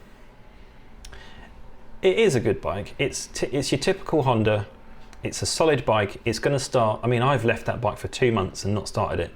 Come back out, starts on the button, no problem. And it's a solid bike, and it's more fun than you'd imagine. But I bought it for a reason, and that was it fit my price bracket. It was new, and I knew it would be reliable. It's not going to set your knickers on fire, unless you're at the top end, and then it's quite fun. It does get going, but you're doing, I won't say silly speeds because it's still only a 650, but I have to admit, after riding the Super Duke, that pressed a button in me I forgot that was there. It's that bloody Super Duke again. much like yourself, Bruce. It just, I was like, I want to be that guy for a bit. Yeah. Even for a bit. The hooligan. Where no matter what's on the road, I can get away from it quicker than it can get away from me. I know that's childish, but that's us, and that's men for the most part. I still won't say there will never be a Super Duke in my garage, but at the moment I just can't afford it, so it won't. It's not going to be for the foreseeable until I get it off KTM again, and we'll see. Yeah, I definitely think there's a Triumph as my next bike. Okay, a Triumph of some sort.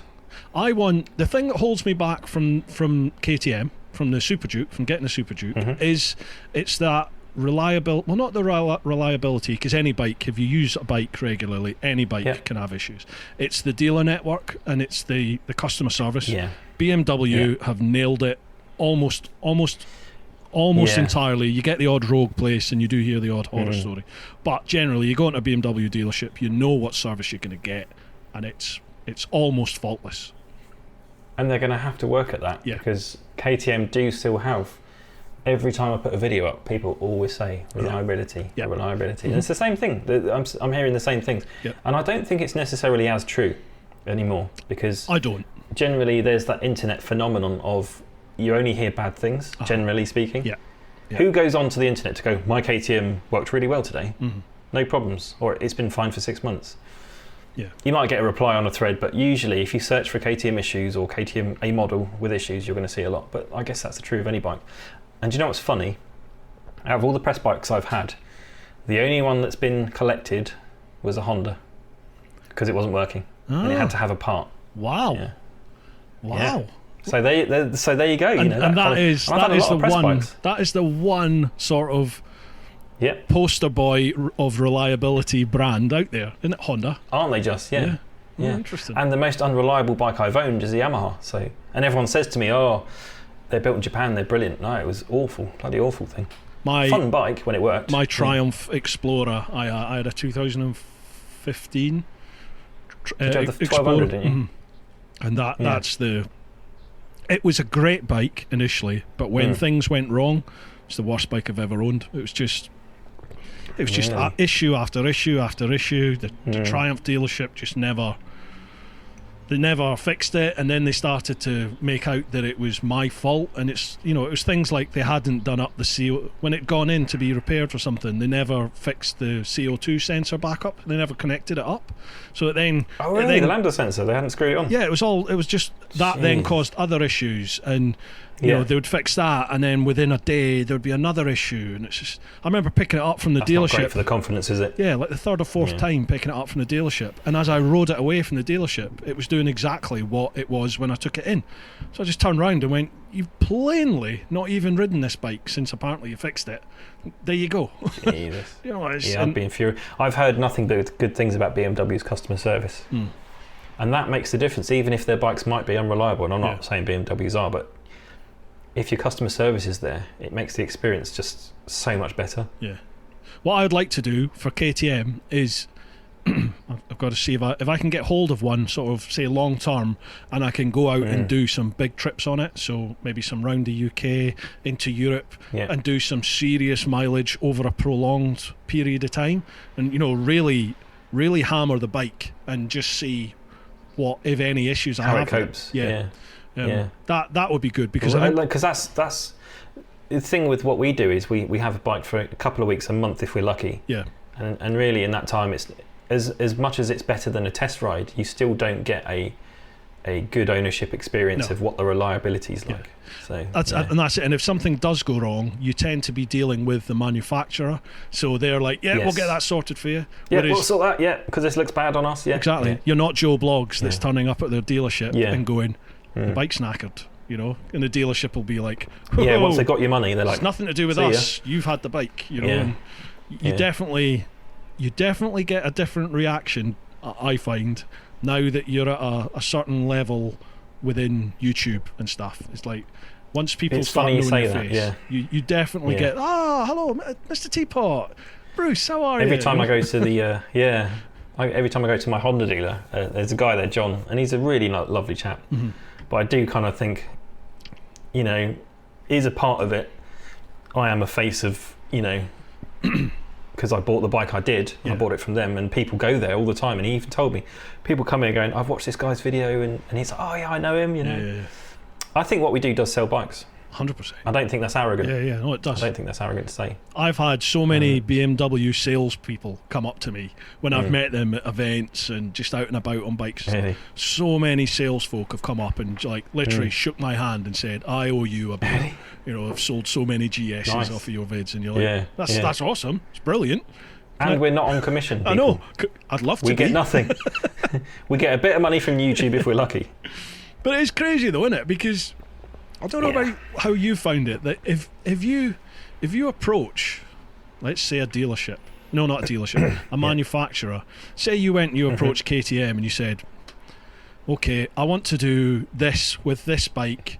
I'm gonna need, I need money for fuel, I need money for like hotels or campsites and food and that. It's gonna be a week-long trip.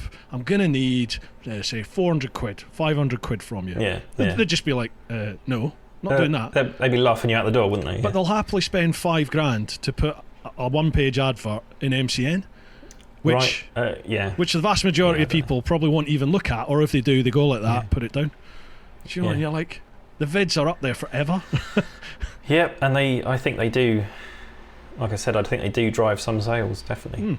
They do. I have so many comments about, I'm going to go and get this, or I've just bought this bike because of your videos. So I think it'll change. It is mad how much these companies spend on marketing. It's insane.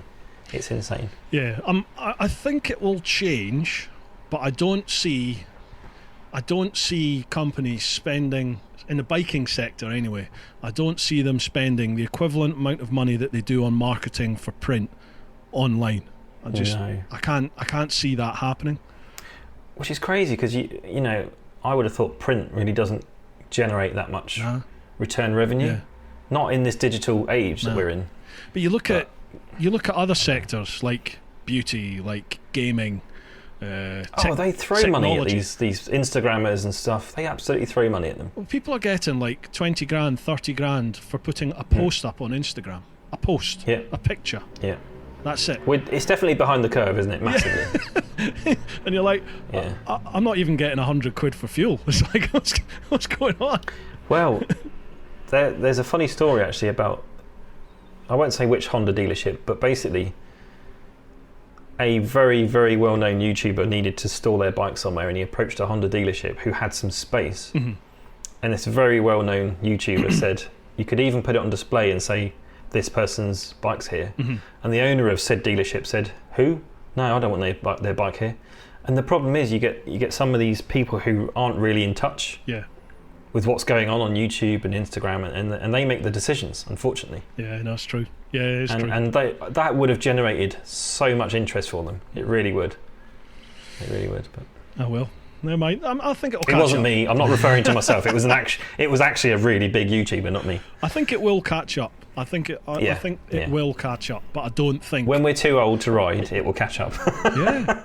Have you ever thought... I mean, we sort of tackled that earlier, didn't we, about what you're going to do when you get too old to ride, but... Yeah. Have you ever thought about... I don't know at what point... I mean, it goes through my mind, and I've chatted about this in a podcast before, that now this is my job. It's like, how long can you do this for? It's like, how long are people actually going to show an interest in a fat bloke riding a motorbike? It's like, wow. I've thought about it. Like, the older you are, or do you just appeal to a different demographic? Perhaps I don't know. Maybe, yeah. You'll find out, Bruce. I know. Let us know. Well, I mean, I tell you what, I absolutely love this. I am living the dream, but it literally is day to day. You know, yesterday. I lost a sponsor. A sponsor just turned around and went, Really? "COVID has destroyed our business. We're going to have to just cut all outgoings for the time being, and you know, we're really sorry to do this. Hopefully, we can come back on next year when it." And you're like, you know, you can't blame people for doing stuff like that, but all of a sudden you're like, "Geez, you know, that's my income. That's a chunk of my income gone there," and you're like, "Oh shit, what do you do next?" Yeah, fair play to you for giving it a go. Yeah, because I've thought about it, but I don't know enough from it to do it. But if I lost my job, you know, I have thought about what happens if I do lose my job. But again, I think I'm not there yet with earnings, because I haven't diversified away from YouTube either. So Dan, Patreon and stuff, which I'm thinking about. I wasn't at that stage. My hand was pretty much. It wasn't forced into this because it's something I wanted to do, but just always thought it was unattainable. I always thought, I'm not at that level, I'll never be able to do that. Then when I was basically put in a position where I either chose to stay in the old bill or I just stopped all TeapotOne, because I was told that was the two choices I had: finish all this and never do it again, or stay in the old bill. Well, there was only one choice for me, and then it was like, shit, okay, well, I'm going to have to get another job, because I don't, you know, I was making about 100 quid out of ad revenue, if that. So I was like, what am I need to get another job. Okay, so I started looking for other work, and then because I was thinking of leaving the old bill by now, I put that vid up that said I'm back, because in my mind it's like, well, handing in my resignation. That was a good video, I like that one. Yeah, so that was with me. That was a month before I officially left the old bill, and in that month my Patreon, I mean, thank you so much, but Patreon was my lifesaver. Just people came on board and went, we've got you, we're here for you. And that's brilliant. That basically allowed me to, it doesn't cover everything, you know, it covers about 50% of my outgoings, but not that I'm going to get into all that here, but you know, that was a massive big lift for me, and I was like, shit, I can go for this. You can struggle through. And I sort of put it out there to people that I knew in the industry, just saying, I'm thinking of going full time, you know, this is what I can offer you. And people were amazing. A couple of companies went, okay, we'll help you out, we can give you this a month. And it's you just have to really good. That's really you've got to have multiple income streams. That's the best and I'm advice. I'm realising if I ever did want to diversify, I'd have to, or did I mean, I've considered doing this full time, but I'd love to. I would absolutely love to do it full time. As much as I said it feels like a job at times, if I actually didn't have a job, I'd have that, you know, extra freedom time to start think about, okay, what am I going to do this week? What videos what subjects do I want to tackle? Because there's so many ideas, but it's just such limited time. And you know, I love doing bike reviews, so that takes up the majority of what I do. Yeah. But bike reviews are the best. You'll get more views for a bike review than you will for anything else in this sector.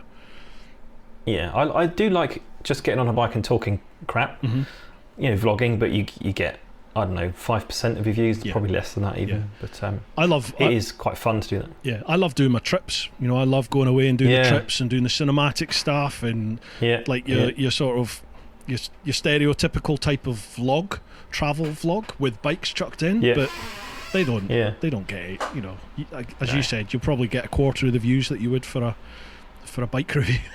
I think because I follow Shaf as well, and I think he calls them the 10%ers, doesn't he? Yeah, he does. Yeah. He's a fantastic editor. Oh, and rider as well. How he rides a bike, jeez, he's a quick lad. He's a lovely fella. Such a nice guy. Really is a nice lad. Yeah, he seems nice. Yeah, top. I've met so many German people, just absolutely lovely people. Yeah, lovely people. Yeah, definitely. Yeah, he's got it. I mean, he's in Austria, isn't he? And he's literally got all. Oh, is he Austrian? Yeah, is he Austrian or he's German? Vienna. He's Austrian. Yeah. And he's literally got all these beautiful, like, biking must-ride type places on his doorstep. Oh, and you're like, oh, wouldn't that be heaven? Wouldn't it be absolute heaven? I know, yeah. Or would you just take it for granted though? I don't know. Would you just think, oh, this old road again? I'm so bored of this. I don't think I would. You look at what we got here in the UK. You know, Wales. Wales is 3-4 hours up the road. We've got fantastic, absolutely fantastic roads. Scotland, 5.5 hours on the motorway, and you have. I've never been to Scotland. Whoa, seriously? I've never been. Never been. Go.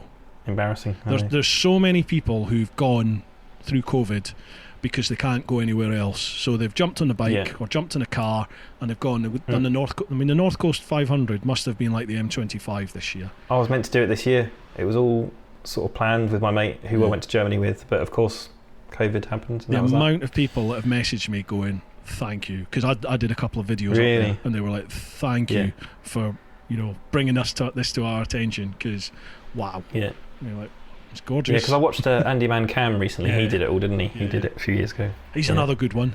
Yeah, cracking. Yeah, I do like watching his videos. Yeah, funny guy. And Sean, a likeable rider. Oh, the likeable rider. He's a lovely chap. He's like Sean. So funny. Really nice guy. Yeah. It's another one, Bulldog Gaz. I've done some stuff over there with those three. Because he's out there, isn't he, in Germany? Is he? Gaz. Is he in Germany? Yeah. They're all expats living over there. Yeah. Oh yeah, because there's like the three of them. They all sort of do videos together, don't they? Yeah. Gaz is just like Gaz is a bull in the china shop. He's been in Germany. He's got a tiger, hasn't he? Yeah, he has. Yeah. Is he the guy on the tiger? He is. Yeah. He's been over there for so long. He's adopted the German sort of mentality and the German sense of humour, and he just says what he thinks. And it's like there's no buffer at all. Really direct. He just says it. Like, that's not the British way, Gaz. What are you doing? Like, you've put some weight on, Bruce. And I'm like, oh, thanks. Jeez. What a charmer. Thanks. Cheers. I'd best not meet him then, I don't think. But I like that. You know exactly where you stand with people like that. Do you know what I mean? Yeah, there's no messing around, is there? Yeah. Right, we've got another last question on Insta here.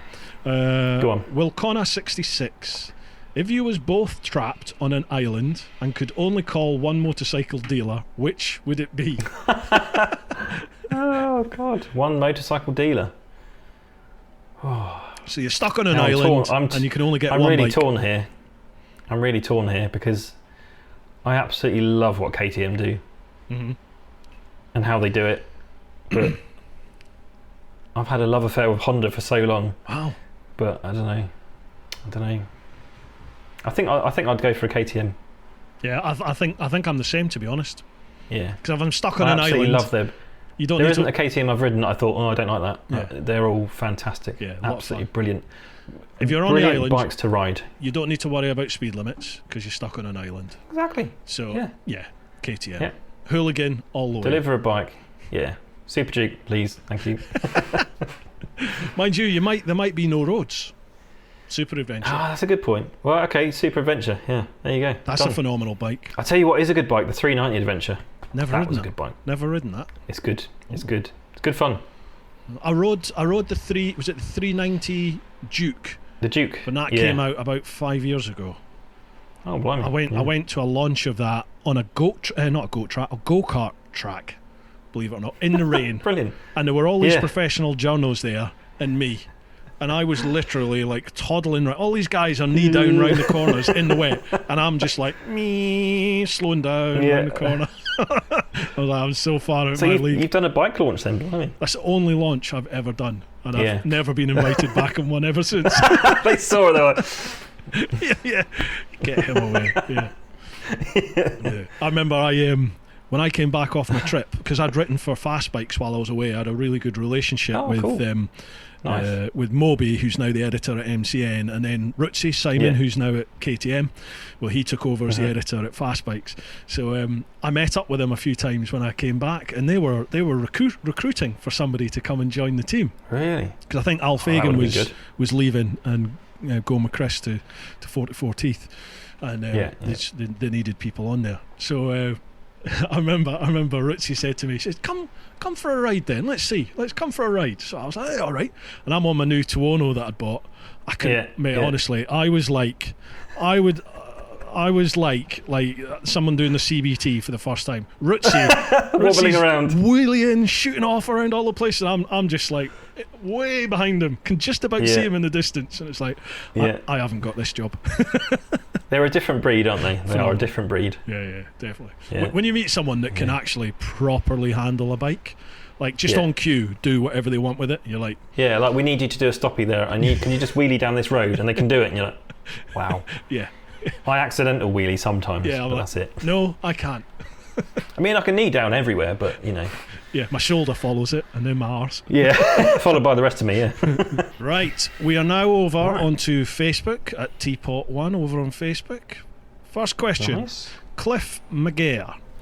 If you were to do the NC500 anti-clockwise for fits and giggles, what would be the smallest CC bike you would do the trip on? Oh, probably a monkey bike. Yeah. I'd do it on a monkey bike. Yeah. I think that would be hilarious, and it's something I'm meaning to talk to Honda about at some point. Yep. A little trip on a monkey bike. I think that would make a really good video. 100%. Much like your little trip. Totally. Bruce. I was just away to say we've just done On your the big Sinis. little adventure.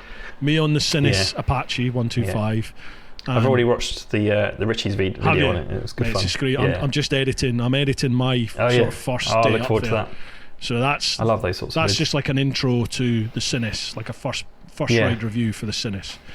The way we're going to do it is obviously Richie's going to do the first proper day on his channel, then John, Mr. Fish, will do the second day over on his channel the following week, and then I'll do the last day on my channel the week after that. So we'll split it amongst the 3 channels. Very cool. But I can genuinely say it's probably the most fun I think I've ever had on a bike. Really? It was Fantastic. hilarious from the second we all met up to the second we got home. Loved it. Yeah, fantastic. You need that sometimes, don't you? Yeah. And it's not always, and that goes to prove, doesn't it? It's not always about big power and machines, and Not at all. it's about the crack and the company you're with, and Totally. And those little bikes are hilarious, though, aren't they? yeah, the beauty of the little bike is you ride everywhere pinned.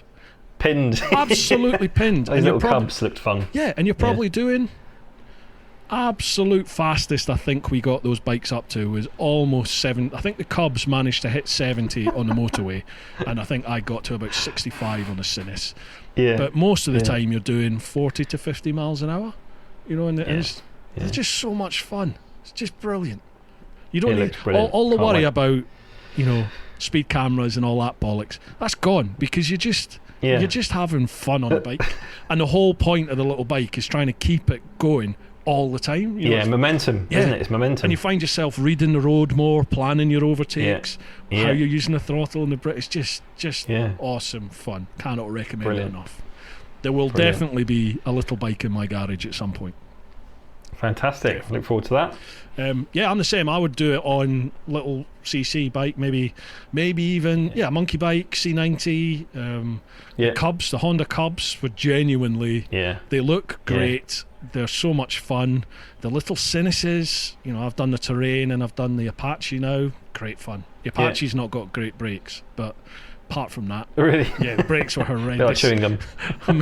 Single caliper, single disc on the front, and single piston as well. Yeah, honestly, I was grabbing fistful of the front brakes at times, and you're still sending a telegram out to say I'm coming. Like, maybe I'll stop. Yeah. I might stop. We'll see. Yeah, but still a load of fun. Right, Peter Ellis, what would your dream bike be and why? Dream bike. Oh God, how long have you got? I think honestly at this point it would be the Super Duke. Why? Go and watch my video. We're a broken record, aren't we? Yeah, we are a bit. Yeah, no, because it's got power when you want it. Yeah. But it's honestly such a good real world motorbike. Yeah. Because it made overtakes just so easy, whereas on my bike you have to kind of go down a gear or two, think about it a bit. But that thing, it's like you're done. You pass the car. You pass 2 cars. Yeah. It's fantastic, and the way it handles the road, it's not overly firm, and it's fully adjustable anyway. But everything about that bike, the look of it, does things to me. Yeah, I'd agree with you there. I mean, I bought the tractor, I bought the GS because it does everything I need on the road.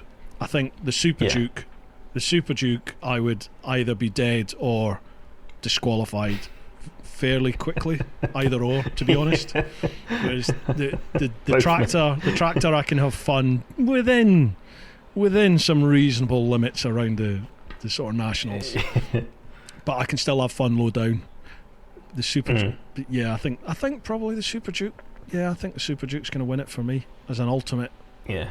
An ultimate dream. Get out there, and I used to say the Tuono, But my mate's got a Yeah, I brand hear new. good things about it. My mate's got the brand new Tuono, and we went to Wales on it, and you know, he had reliability issues with it. He had the same, Really? and he had the same issues that I had with my 2014 one, which So apparently they're are still supposed not- to have been sorted, and they weren't. Like fueling's not great, reliability was bad. I've heard electronics issues and Yeah. all sorts of that. Yeah. Sometimes it just didn't want to start, and then it would start, and you couldn't quite figure out why. You know, it's just how whatever mood it That's was the in. worst one. It's when you can't work it out. Yeah. It's even worse. Yeah. And then it just Yeah. starts, and you're like, well, what was going on? What was What's different there? Yeah. Yeah. It's Italian. That's what happened. Yeah, exactly. It looks amazing. It It sounds didn't amazing. want to. Yeah. Yeah. Yeah. Yeah, I think I'll join you on the Super Duke. We sound Yeah. like a boring, Super broken Duke record is- here, but yeah, I think I would. We do. We're KTM sponsored now. Yeah, I know. Yeah, God. Oh, I think I upset KTM with my video though. Oh, a go little on. bit. Why? Because I said I was critical of them not including the quick shifter tech pack, and Yeah. I said they asked for a bit more money. And having looked at the other Super Nakeds, you do have to pay for the quick shifter on all the other bikes. So Do you? yeah, so it's or they offer a version of the bike where everything's included, but at a premium. Yeah. Got And I it. think the problem of the KTM is it's because it's a Super Naked, it is more expensive than say something like a CB1000R or whatever. I mean, I don't know about Aprilia if they ask for more money, but but I think they do in different models. They got the factory and the factory R. Factory. Yeah. Yeah, so you know, but like they say, you can choose to not have bits if you don't want. But then I don't know anyone that won't want the quick shifter. There So, are some weird people out I there. wouldn't want to meet that person. So you know, I don't think they were too happy with my. But it's good. It's My good synopsis. to speak your mind. It's good to speak your Yeah, mind and I- stick by it. Definitely. I honestly think if you're paying 16 grand, then that the quick shifter certainly should be included. But that's just my opinion. But that's what these videos are. They're my opinion. You don't have to agree with it, but it's what I think. Absolutely. Yeah. No. Yeah. I agree with you. To be honest, I think this day I mean, and age. I see what they're saying, that the competition do it, but the problem is the KTM is a bit more than most of the competition. But at the same time, it is a bloody fantastic bike. It is. You know, I spoke highly like 99.9% of the time about that bike, so surely they must take that on board as well.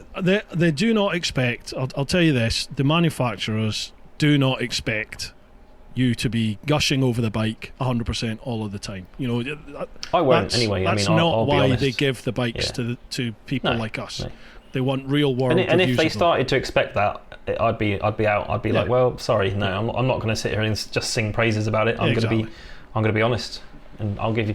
But then saying that, you know, I can't remember the last time I rode a bad bike. So if you watch my videos, people might think, but you love everything you ride. Well, yeah, I do. Motorbikes are fantastic, and for the most part, they are all brilliant in their own way. Yeah, totally. I can't remember the last time I rode a bike and was like, this is horrible. No, I Other than agree my with you. M207 when it was breaking down, but you know. Rather than the what? Other than the The what? M207 I had when it was breaking down, but yeah, that's another story. Well, I took that new 1250 GSA out when it first launched because I was supposed to do that round the UK I ride. remember you tried to do the iron butt challenge, didn't Yeah, you? 48 And hour. the electrics just gave up. Yeah, just the battery just Yeah. pooped itself at But St nothing David's. else would work, would it? It was 4 completely o'clock in the bloody morning. Yeah, dead. And that's a known issue. That Jeez. was a known issue. Really? That's why they With now. the battery. That's why they've now upgraded the batteries on all the GS line. Yeah. It's because the battery just wasn't up to it. But anyway, right. Last question, Kev Go Gilgore. on. Your favourite superhero and why? Good question. Blimey. Wasn't expecting that one, I to be know. honest. Superhero. I like these. Yeah, that's the left field one, isn't it? It's got to be Deadpool for me. He is fantastic, isn't Yeah, it's just I just love how he? he's Just so funny. he's the polar opposite of what superheroes were sort of meant to be. Yes. and I love that. Yes. Yeah. Yeah. I quite like Iron Man. Okay. Yeah. I do quite like Iron Man. Gotcha. Because he's like the rich, spoilt, you know, kid. But he actually does say it as it is. Yeah. You know, he's got character to him, and he's not afraid to say what he's thinking. So Dan, He's not like, you know, Superman, who's just perfect. what you're saying is we're doing a trip anti-clockwise on a North Coast 500s on monkey bikes. You dressed as Iron Man and me as Deadpool. Is that what you're saying? Sign me up, mate. Tell me where to be and I'll be there. You heard it here first, folks. Fantastic. It's out there now, mate. It's got to be done. It's got to be done. Yeah, it's done. We've done it. We're doing it. We're doing it. We'll do it for charity and job done. Yeah, for charity, mate. Let us know in the comments what charity to do it for. Oh, yeah, that's a good one. You know this is happening now, don't you? This is how these things start. Well, it's now we've got video evidence of it. We're doing it. We're doing it, Bruce. Awesome. Right, I'm up for it. Dude, that is fantastic. 2 hours 33 minutes on my clock, but we've had a few comfort That's pretty breaks, good. so we're probably looking about 2 hours 10 minutes for this. Yeah, nice. Mega. Nice work. Awesome, man. That was easy. Have you enjoyed it? Yeah, do you know what? I was a bit concerned because I was like, well, I don't know what I'm going to talk about, but yeah, it's been fantastic, mate. Brilliant. Fantastic. No, it's been a pleasure to finally meet you. I know we've chatted via pleasure to socials meet you virtually. Yes, yeah, definitely. Yeah. And we'll have to meet up, mate. We'll have to do definitely some sort of ride out or meet up. We'll do a joint vlog or something. Yeah, we'll meet somewhere. Beautiful. Yeah. Mega. Right, dude, before I sign off, is there any shout outs you want to give? Anything you want to say? It's all over to you. No, just massive thank you to all my subscribers and viewers. Thank you so much for watching my stupidity, and long may it continue. That's it. Awesome. Great stuff. Folks, if you've not checked out... Thank you for... Sorry, go on. Yeah, and thank you to TeapotOne.